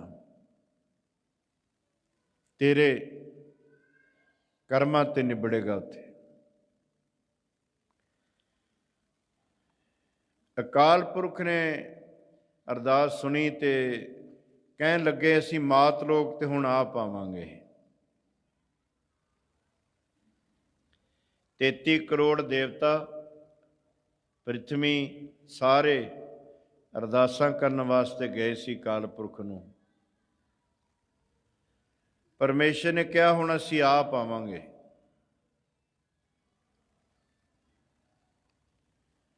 ਉਹ ਜੈ ਜੈਕਾਰ ਕਰਨ ਲੱਗ ਗਏ ਦੇਵਤੇ।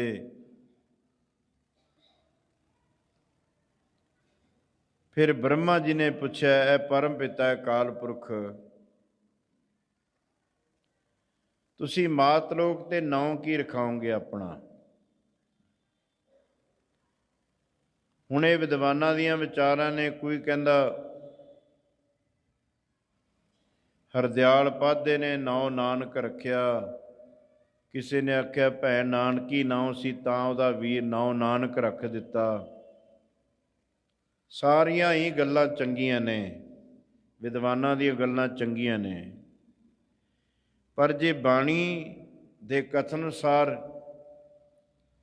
ਤਾਂ ਗੁਰੂ ਨਾਨਕ ਦੇਵ ਮਹਾਰਾਜ ਦੇ ਬਾਰੇ ਬਾਣੀ 'ਚ ਲਿਖਿਆ, ਜੋਤ ਰੂਪ ਹਰ ਆਪ ਗੁਰੂ ਨਾਨਕ ਕਹਾਇਓ। ਅਕਾਲ ਪੁਰਖ ਨੇ ਆਪਣਾ ਨਾਂ ਨਾਨਕ ਆਪ ਰਖਾਇਆ।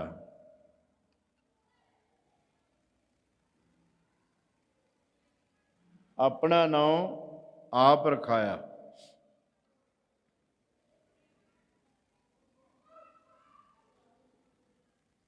ਸਾਡਾ ਨਾਮ ਮਾਤ ਲੋਕ ਤੇ ਨਾਨਕ ਹੋਏਗਾ। ਮਹਾਰਾਜ ਕਿਹੜੀ ਕੁਲ ਵਿੱਚ ਪ੍ਰਗਟ ਹੋਵਗੇ? ਤਿੰਨ ਬੇਦੀਆਂ ਕੀ ਕੁਲ ਵਿਖੇ, ਪ੍ਰਗਟੇ ਨਾਨਕ ਰਾਏ, ਸਭ ਸਿੱਖਣ ਕੋ ਸੁਖ ਦਏ, ਜਹ ਤੈ ਭਏ ਸਹਾਏ।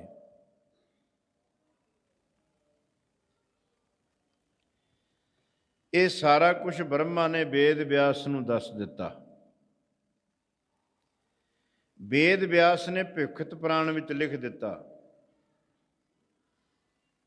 ਕਿ ਕਲਯੁਗ ਦੇ ਵਿੱਚ ਅਕਾਲ ਪੁਰਖ ਪਰਮਾਤਮਾ ਗੁਰੂ ਨਾਨਕ ਨਾਮ ਰਖਾ ਕੇ ਸੰਸਾਰ ਤੇ ਆਉਣਗੇ।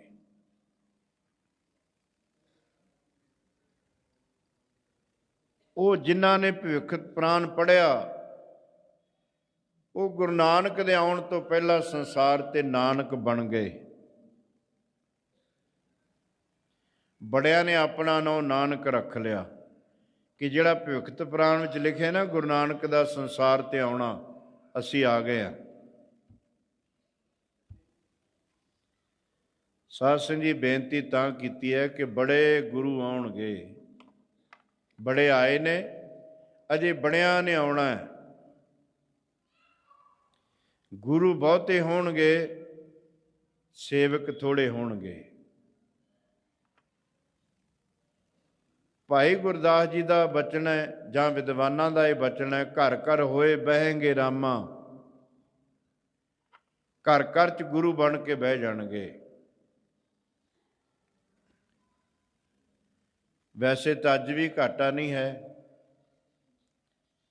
ਕੋਈ ਜੇਲ੍ਹਾਂ 'ਚ ਬੰਦ ਪਏ ਨੇ, ਕਿਤੇ ਹੋਰ ਕਿਤੇ ਬੰਦ, ਗੁਰੂ ਤਾਂ ਅੱਜ ਵੀ ਬੜੇ ਨੇ।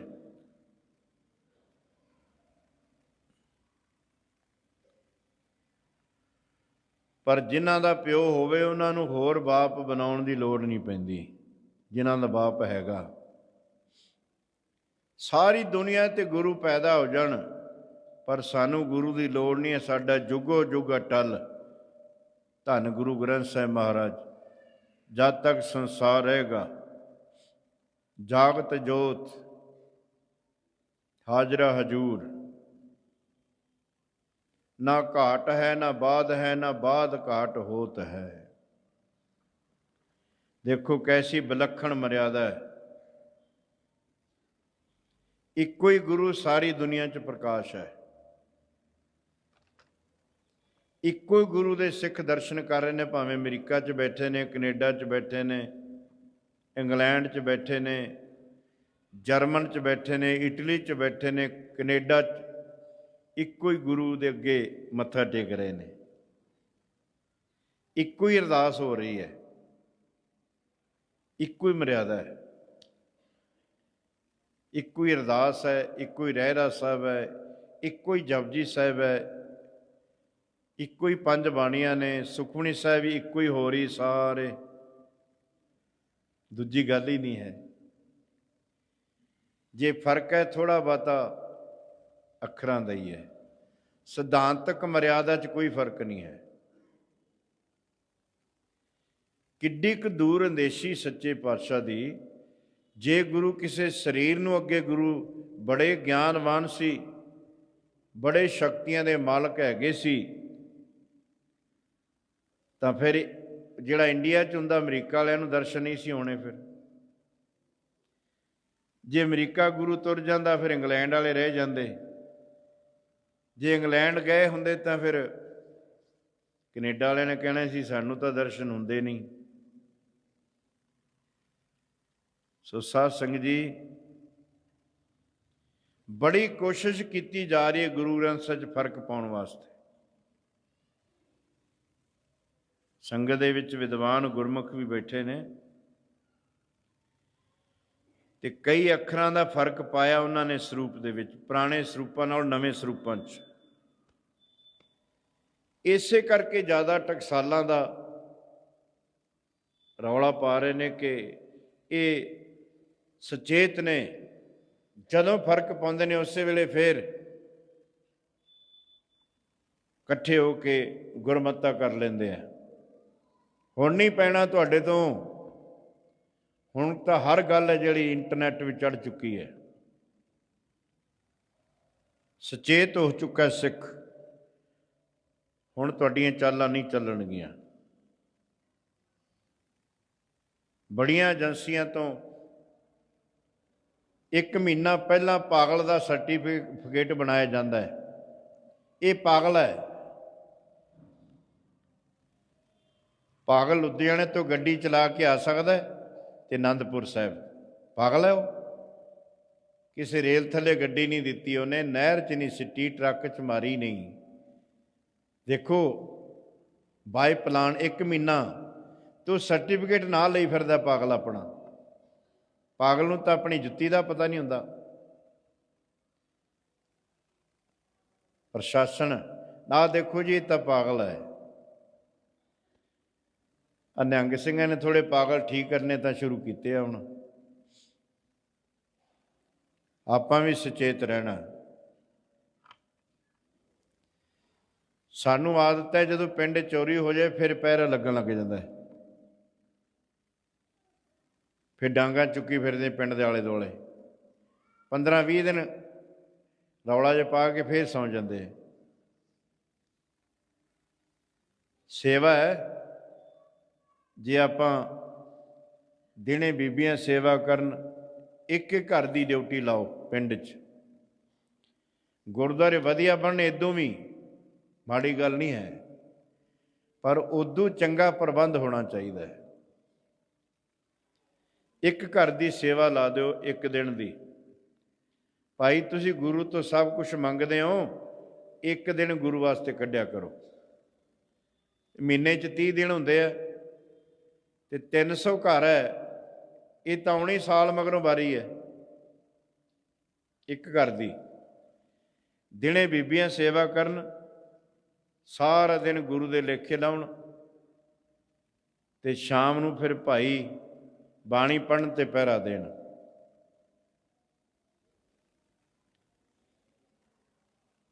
फिर किवें आपां नूं इह गल देखनी पै सकदी। गल कमेटी वाले ने आउणा है जदों गुल किन्नी है, ग्रंथी कल्ला की कर सकदा है। ਕਮੇਟੀ ਵਾਲੇ ਪ੍ਰਬੰਧਕ ਚੰਗੇ ਨੇ, ਪ੍ਰਬੰਧ ਕਰਨ, ਪਰ ਸਾਰਾ ਨਗਰ ਸਹਿਯੋਗ ਦੇਵੇ। ਸਾਧ ਸੰਗਤ ਜੀ,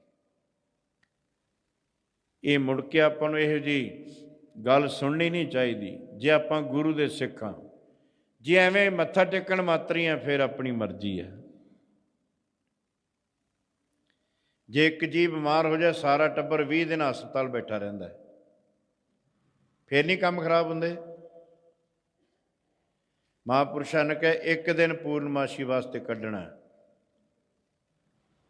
ਸਾਰਾ ਦਿਨ ਦਿਨ ਰਾਤ ਕੰਮ ਕਰੀ ਜਾਓ, ਵਿਆਹ ਸ਼ਾਦੀਆਂ ਤੇ ਜਾਓ, ਬਚਨ ਮੰਨਣਾ, ਇੱਕ ਦਿਨ ਕੱਢਣਾ ਜ਼ਰੂਰ। ਇਹ ਸਾਡੀ ਬੇਨਤੀ ਮੰਨਿਓ ਤੇ ਸਮਝਿਓ ਸਾਡਾ ਗੁਰਪੁਰਬ ਮਨਾਇਆ ਗਿਆ,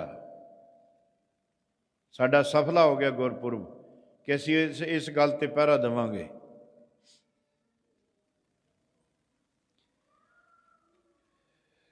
ਬੜੇ ਗੁਰੂ ਆਉਣਗੇ ਦੁਨੀਆ ਉੱਤੇ, ਬੜੇ ਗੁਰੂ ਆਏ ਨੇ, ਸਾਡਾ ਜੁਗੋ ਜੁਗ ਅਟਲ। ਧੰਨ ਗੁਰੂ ਗ੍ਰੰਥ ਸਾਹਿਬ ਮਹਾਰਾਜ ਇੱਕੋ ਹੀ ਗੁਰੂ ਹੈ।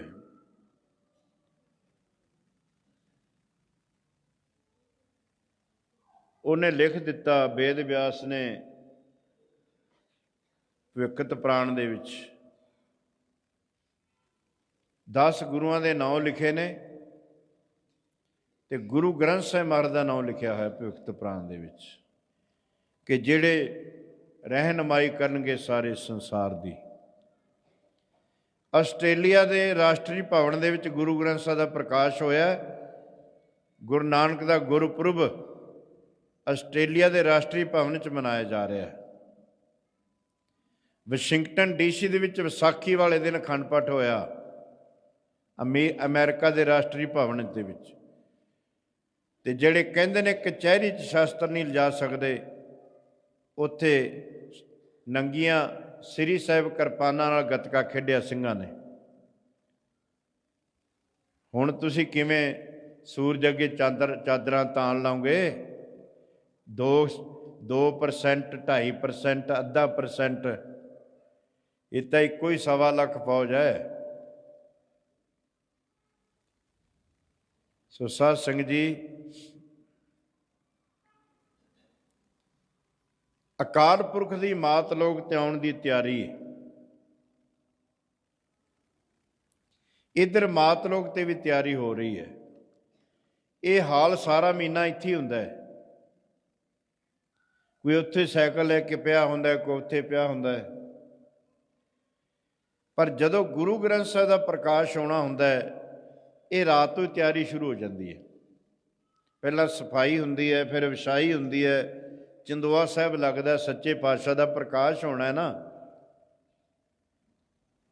ਮੈਟ ਵਿੱਚ ਜਾਂਦੇ ਨੇ। ਤੇ ਕਾਲ ਪੁਰਖ ਨੇ ਜਿੱਥੇ ਆਪ ਆਉਣਾ ਸੀ, ਉਹ ਮਾਤਾ ਵੀ ਤਿਆਰੀ 'ਚ ਲੱਗੀ ਪਈ ਹੈ, ਤੇ ਬਹੁਤ ਜਨਮਾਂ ਤੋਂ ਲੱਗੀ ਹੋਈ ਹੈ। ਬੰਦਗੀ ਕਰਦਿਆਂ ਕਰਦਿਆਂ ਰੱਬ ਪਰਮੇਸ਼ਰ ਖੁਸ਼ ਹੋ ਗਿਆ। ਮਾਂ ਦੱਸ ਤੇਰੀ ਇੱਛਾ ਕੀ ਹੈ? ਤੇ ਮਾਂ ਕਹਿੰਦੀ ਮੇਰੀ ਕੁੱਖੋਂ ਪੁੱਤਰ ਬਣ ਕੇ ਜਨਮ ਲੈ, ਮੇਰੀ ਇੱਛਾ ਹੈ। ਤੇ ਕਾਲ ਪੁਰਖ ਪ੍ਰੇਮਾ ਭਗਤੀ ਦੇ ਅਧੀਨ ਹੋ ਕੇ ਕਹਿੰਦਾ ਤਥਾ ਅਸਤੂ, ਚੰਗਾ ਮਾਂ, ਮੈਂ ਤੇਰੀ ਕੁੱਖੋਂ ਤੇਰਾ ਪੁੱਤਰ ਬਣ ਕੇ ਜਨਮ ਲਵਾਂਗਾ। ਅਕਾਲ ਪੁਰਖ ਨੂੰ ਭਗਤੀ ਦੇ ਅਧੀਨ ਹੋ ਕੇ ਪੁੱਤਰ ਬਣਨਾ ਪੈ ਗਿਆ। ਤੇ ਆਹ ਦਿਨ ਸ਼ਾਮ ਵੇਲੇ ਦੌਲਤਾਂ ਦਾਈ ਬੁਲਾਈ ਗਈ। ਸਾਡੇ ਘਰਾਂ 'ਚ ਸਾਡੀਆਂ ਮਾਵਾਂ ਦੀ ਕੁੱਖ ਤੋਂ, ਦਾਈਆਂ ਦੇ ਹੱਥੋਂ ਜਨਮ ਬੱਚੇ ਲੈਂਦੇ ਹੁੰਦੇ। ਇਹ ਮੁਸਲਮਾਨਣੀ ਹੈ ਦੌਲਤਾਂ ਦਾਈ, ਇਸਲਾਮ ਮਤ ਦੀ ਹੈ। ਗਰੀਬਣੀ ਹੈ, ਜਿਹਦੇ ਘਰ ਬੱਚੇ ਦਾ ਜਨਮ ਹੁੰਦਾ ਹੈ ਇਹਦੇ ਹੱਥੋਂ, ਉਹਨਾਂ ਤੋਂ ਕਹਿੰਦੀ ਆ ਪੁਰਾਣੇ ਲੀੜੇ ਮੈਨੂੰ ਦੇ ਦਿਓ ਤੇ ਮਾਇਆ ਵੀ ਦਿਓ ਨਾਲੇ। ਤੇ ਨਾਂ ਸੀ ਦੌਲਤਾਂ। ਇਹਨੂੰ ਸੱਦਿਆ, ਇਹ ਬੈਠੀ ਹੈ ਘਰ ਵਿੱਚ 7 ਬੱਤੀਆਂ ਵਾਲਾ ਦੇਸੀ ਘਿਓ ਦਾ ਦੀਵਾ ਜਗ ਰਿਹਾ। ਇੰਨਾ ਪ੍ਰਕਾਸ਼ ਹੈ ਘਰ ਦੇ ਵਿੱਚ। ਅਮੀਰ ਘਰ ਸੀ ਨਾ ਮਹਾਰਾਜ ਦਾ। ਹੌਲੀ ਹੌਲੀ ਰਾਤ ਲੰਘੀ, ਬੀਤਦੀ ਗਈ। ਅੱਧੀ ਰਾਤ ਹੋ ਗਈ, ਅੱਧੀ ਤੋਂ ਉੱਪਰ ਹੋ ਗਿਆ ਟਾਈਮ, 1 ਵੱਜ ਗਿਆ। 1:30 ਵੱਜ ਗਿਆ, 2 ਵੱਜਣ ਵਾਲੇ ਨੇ, ਤੇ ਦੌਲਤਾਂ ਨੂੰ ਬੈਠੀ ਬੈਠੀ ਨੂੰ ਨੀਂਦ ਆਉਣ ਲੱਗ ਗਈ। ਹੌਲੀ ਹੌਲੀ ਉਹਦੀ ਠੋਡੀ ਛਾਤੀ ਨਾਲ ਲੱਗ ਗਈ। ਇਹਨੂੰ ਤੰਦਲਾ ਨੀਂਦ ਕਹਿੰਦੇ ਨੇ, ਜਿਹੜੀ ਸਿਮਰਨ ਕਰਦਿਆਂ ਕਰਦਿਆਂ ਆ ਜਾਂਦੀ ਹੈ। ਮਨ ਕਾਗਰ ਹੋਣ ਲੱਗਦਾ ਤੇ ਸ਼ਾਂਤੀ ਆਉਂਦੀ, ਨੀਂਦ ਆ ਜਾਂਦੀ ਹੈ, ਕਿਉਂਕਿ ਨੀਂਦ ਆਉਂਦੀ ਕਾਗਰਤਾ ਵਿੱਚ ਹੈ। ਕੋਈ ਖਿਆਲ ਤੁਹਾਡੇ ਦਿਮਾਗ 'ਚ ਘੁੰਮਦਾ, ਤੁਹਾਨੂੰ ਸੌਣ ਨਹੀਂ ਦੇਗਾ। ਉਹ 1 ਸਕਿੰਟ ਮਨ ਕਾਗਰ ਹੁੰਦਾ, ਉਸੇ ਵੇਲੇ ਨੀਂਦ ਆ ਜਾਂਦੀ। ਤੇ ਦੌਲਤਾਂ ਨੂੰ ਤੰਦਰਾ ਨੀਂਦ ਆ ਗਈ। ਕਈ ਸੰਗਤ 'ਚ ਬੈਠੇ ਬੈਠੇ ਵੀ ਨੀਂਦ ਕੱਢ ਲੈਂਦੇ ਨੇ, ਤੇ ਜੇ ਉਹਨਾਂ ਨੂੰ ਹੱਥ ਲਾਇਆ, ਕੋਈ ਅੱਖਾਂ ਜਿਹੀਆਂ ਵੀ ਕੱਢਦੇ, ਮੇਰੀ ਤਾਂ ਸਮਾਧੀ ਲੱਗੀ ਹੈ। ਉਹ ਨਾ ਜਾਗਦਾ ਹੁੰਦਾ ਤੇ ਨਾ ਸੁੱਤਾ ਹੀ ਹੁੰਦਾ। ਉਹ ਮਹਿਸੂਸ ਹੁੰਦਾ ਵੀ ਕੀਰਤਨ ਹੋ ਰਿਹਾ, ਕਥਾ ਹੋ ਰਹੀ ਹੈ, ਪਰ ਉਹਦੇ ਪੱਲੇ ਕੱਖ ਨਹੀਂ ਪੈਂਦਾ ਹੁੰਦਾ। ਦੌਲਤਾਂ ਨੂੰ ਮਹਿਸੂਸ ਹੋ ਰਿਹਾ ਕਿ ਬੜੇ ਅਚਰਜ ਜੇ ਸਾਜ਼ ਵੱਜ ਰਹੇ ਨੇ। ਵਾਜੇ ਤੇਰੇ ਨਾਦ ਅਨੇਕ ਅਸੰਖਾ, ਕਿਤੇ ਤੇਰੇ ਵਾਵਣ ਹਾਰੇ। ਤੇ ਉਹ ਸੈਂਕੜੇ ਨਹੀਂ, ਹਜ਼ਾਰਾਂ ਨਹੀਂ, ਲੱਖਾਂ ਨਹੀਂ, ਕਰੋੜਾਂ ਸਾਜ਼ਾਂ ਦੀ ਕਣਕੋਰ ਪੈ ਰਹੀ ਹੈ। ਤੇ ਸਾਜ਼ ਬੜੇ ਅਚਰਜ ਜੇ ਨੇ, ਇਸ ਦੁਨੀਆ ਵਾਲੇ ਸਾਜ਼ ਨਹੀਂ। ਢੋਲ ਉੱਥੇ ਵੱਜਦਾ ਪਰ ਬਿਨਾਂ ਮੜਨ ਤੋਂ ਵੱਜਦਾ ਹੈ। ਅਨਮੜਿਆ ਮੰਦਲ ਵਾਜਾ, ਮੰਦਲ ਢੋਲ ਨੂੰ ਕਹਿੰਦੇ। ਢੋਲ ਵੱਜਦਾ, ਗੂੰਜ ਪੈਂਦੀ ਹੈ, ਪਰ ਮੜਨ ਤੋਂ ਬਿਨਾਂ ਹੀ ਵੱਜਦਾ। ਉਹ ਬਿਨ ਸਾਵਣ ਘਨ ਹਰ ਗਾਜੈ, ਬਿਨਾਂ ਸੌਣ ਤੋਂ ਗਰਜ ਪੈਂਦੀ ਹੈ। ਬਾਦਲ ਬਿਨ ਬਰਖਾ ਹੋਈ, ਬਿਨਾਂ ਬੱਦਲਾਂ ਤੋਂ ਮੀਂਹ ਪੈਂਦਾ ਹੈ। ਉਹ ਰਸ ਝਰਦਾ ਨਾ ਜਦੋਂ 10ਵੇਂ ਦੁਆਰ ਤੋਂ, ਬਾਦਲ ਬਿਨ ਬਰਖਾ ਹੋਈ। ਬੜੇ ਚਰਜੇ ਸਾਜ਼ ਵੱਜ ਰਹੇ ਨੇ, ਬੜੀ ਮਿੱਠੀ ਮਿੱਠੀ ਮਹਿਕ ਆ ਰਹੀ ਹੈ। ਸਿਮਰਨ ਕਰਨ ਵਾਲਿਆਂ ਨੂੰ ਕਦੇ ਕਦੇ ਇਹ ਗੱਲਾਂ ਮਹਿਸੂਸ ਹੁੰਦੀਆਂ। ਉੱਠ ਕੇ ਬਾਹਰ ਤੁਰ ਜਾਂਦੇ, ਇਹ ਵੀ ਤੇ ਅਤਰ ਕੌਣ ਛਿੜਕ ਰਿਹਾ, ਕਿਉੜਾ ਕੌਣ ਛਿੜਕ ਰਿਹਾ। ਆ ਉਹਨੂੰ ਅੰਦਰੋਂ ਰਹੀ ਹੁੰਦੀ ਸੁਗੰਧੀ।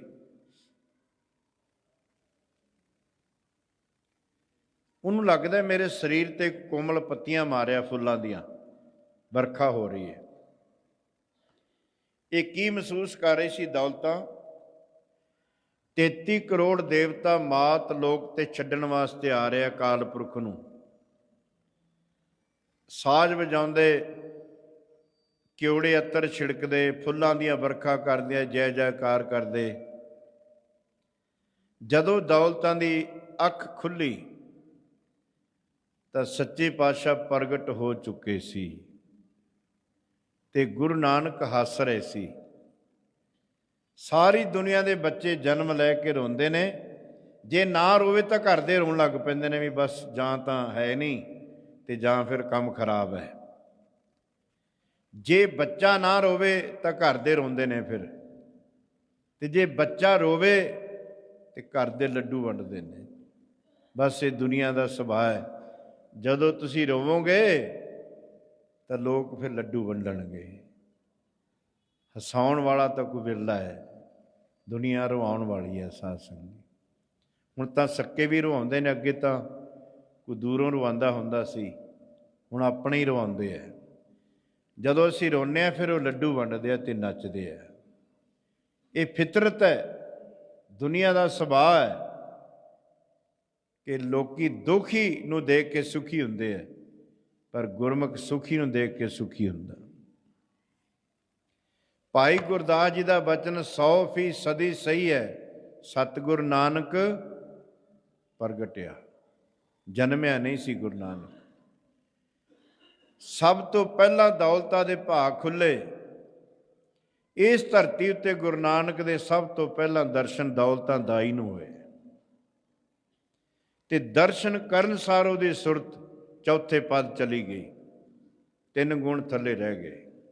ਖੀਵਾ ਹੋ ਗਿਆ ਮਨ, ਕਦੇ ਹੱਸਣ ਲੱਗ ਜਾਂਦੀ ਹੈ, ਕਦੇ ਰੋਣ ਲੱਗ ਜਾਂਦੀ ਹੈ।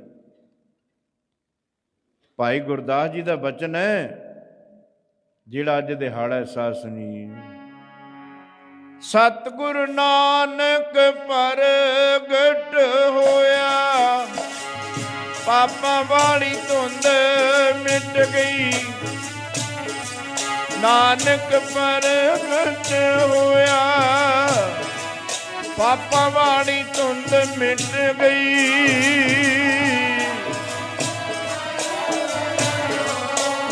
ਉਹ ਪਾਪਾਂ ਵਾਲੀ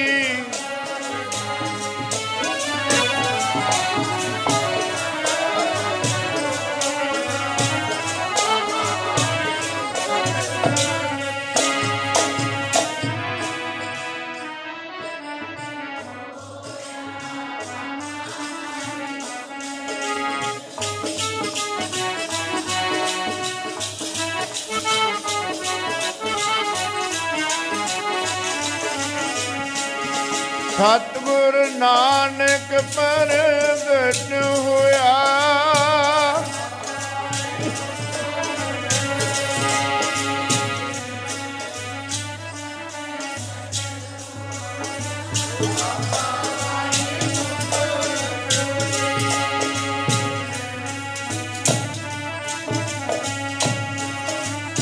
ਪਾਪਾਂ ਵਾਲੀ ਧੁੰਦ ਮਿਟ ਗਈ।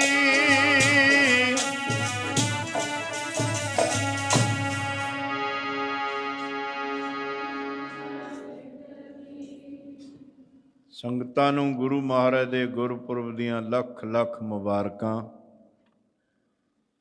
ਆਪਾਂ ਸੱਚੇ ਪਾਤਸ਼ਾਹ ਦਾ ਗੁਰਪੁਰਬ ਮਨਾ ਰਹੇ ਹਾਂ। ਉਹਨਾਂ ਦਾ ਉਪਦੇਸ਼ ਹੈ, ਕਿਰਤ ਕਰੋ, ਨਾਮ ਜਪੋ, ਵੰਡ ਛਕੋ।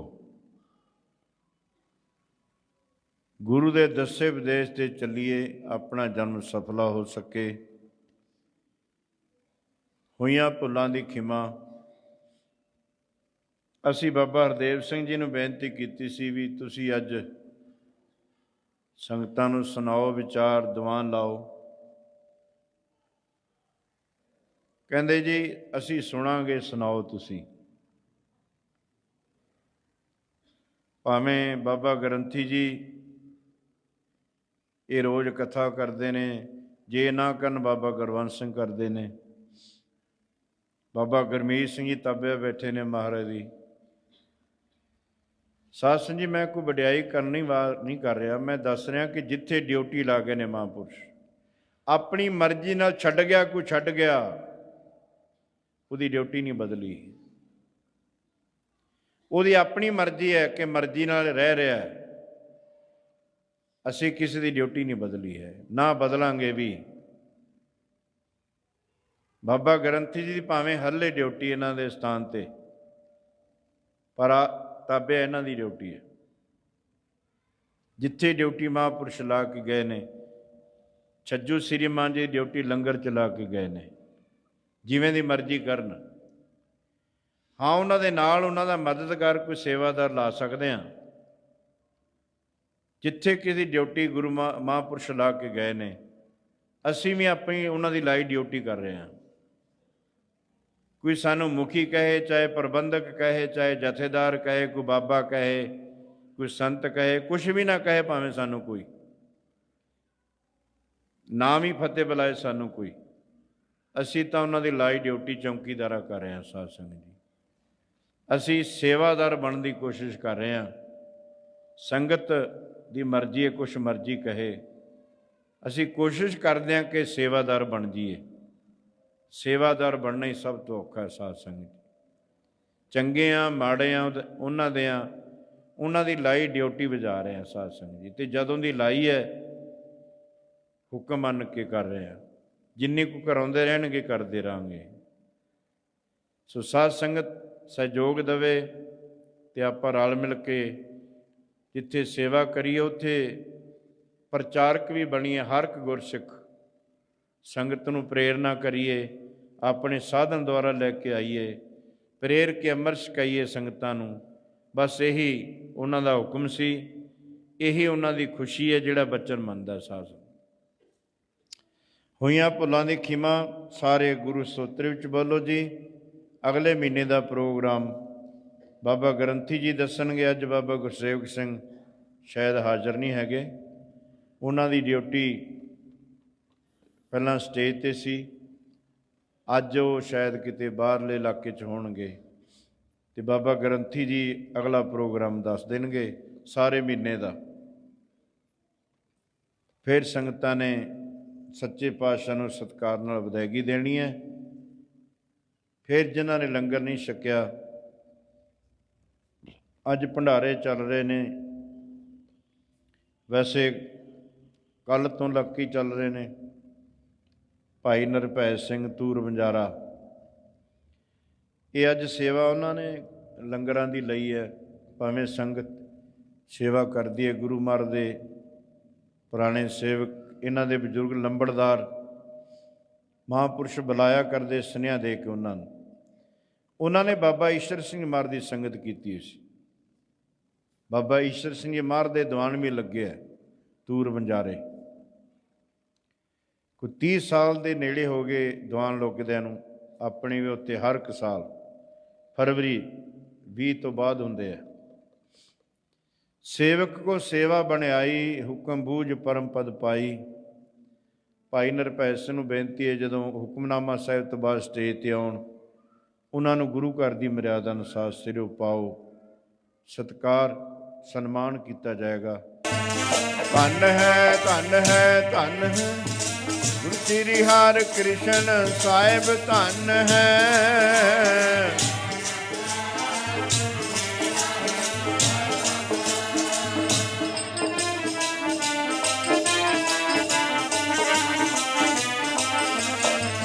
ਧੰਨ ਹੈ ਧੰਨ ਹੈ ਧੰਨ ਹੈ ਗੁਰੂ ਤੇਗ ਬਹਾਦਰ ਸਾਹਿਬ, ਧੰਨ ਹੈ।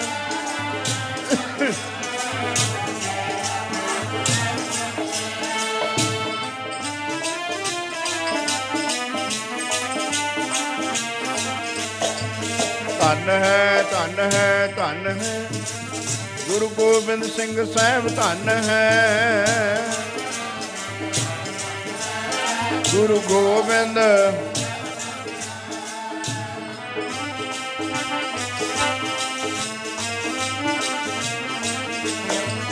ਧੰਨ ਹੈ ਧੰਨ ਹੈ ਧੰਨ ਹੈ ਗੁਰੂ ਗ੍ਰੰਥ ਸਾਹਿਬ ਜੀ, ਧੰਨ ਹੈ।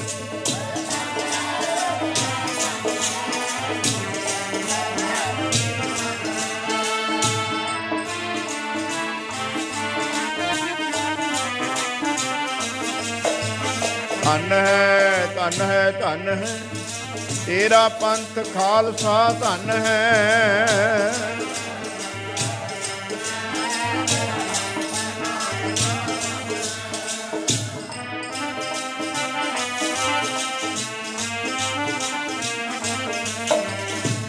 ਸਤਨਾਮ ਸ੍ਰੀ ਵਾਹਿਗੁਰੂ ਬੋਲ, ਸਤਨਾਮ ਸ੍ਰੀ ਵਾਹਿਗੁਰੂ ਬੋਲ।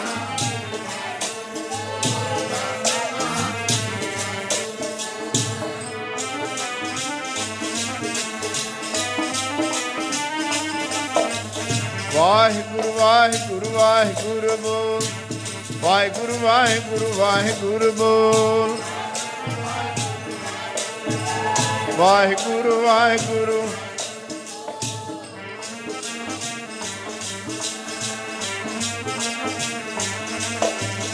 ਵਾਹਿਗੁਰੂ ਬੋਲ ਕਦੇ ਨਾ ਡੋਲ, ਵਾਹਿਗੁਰੂ ਬੋਲ ਕਦੇ ਨਾ ਡੋਲ।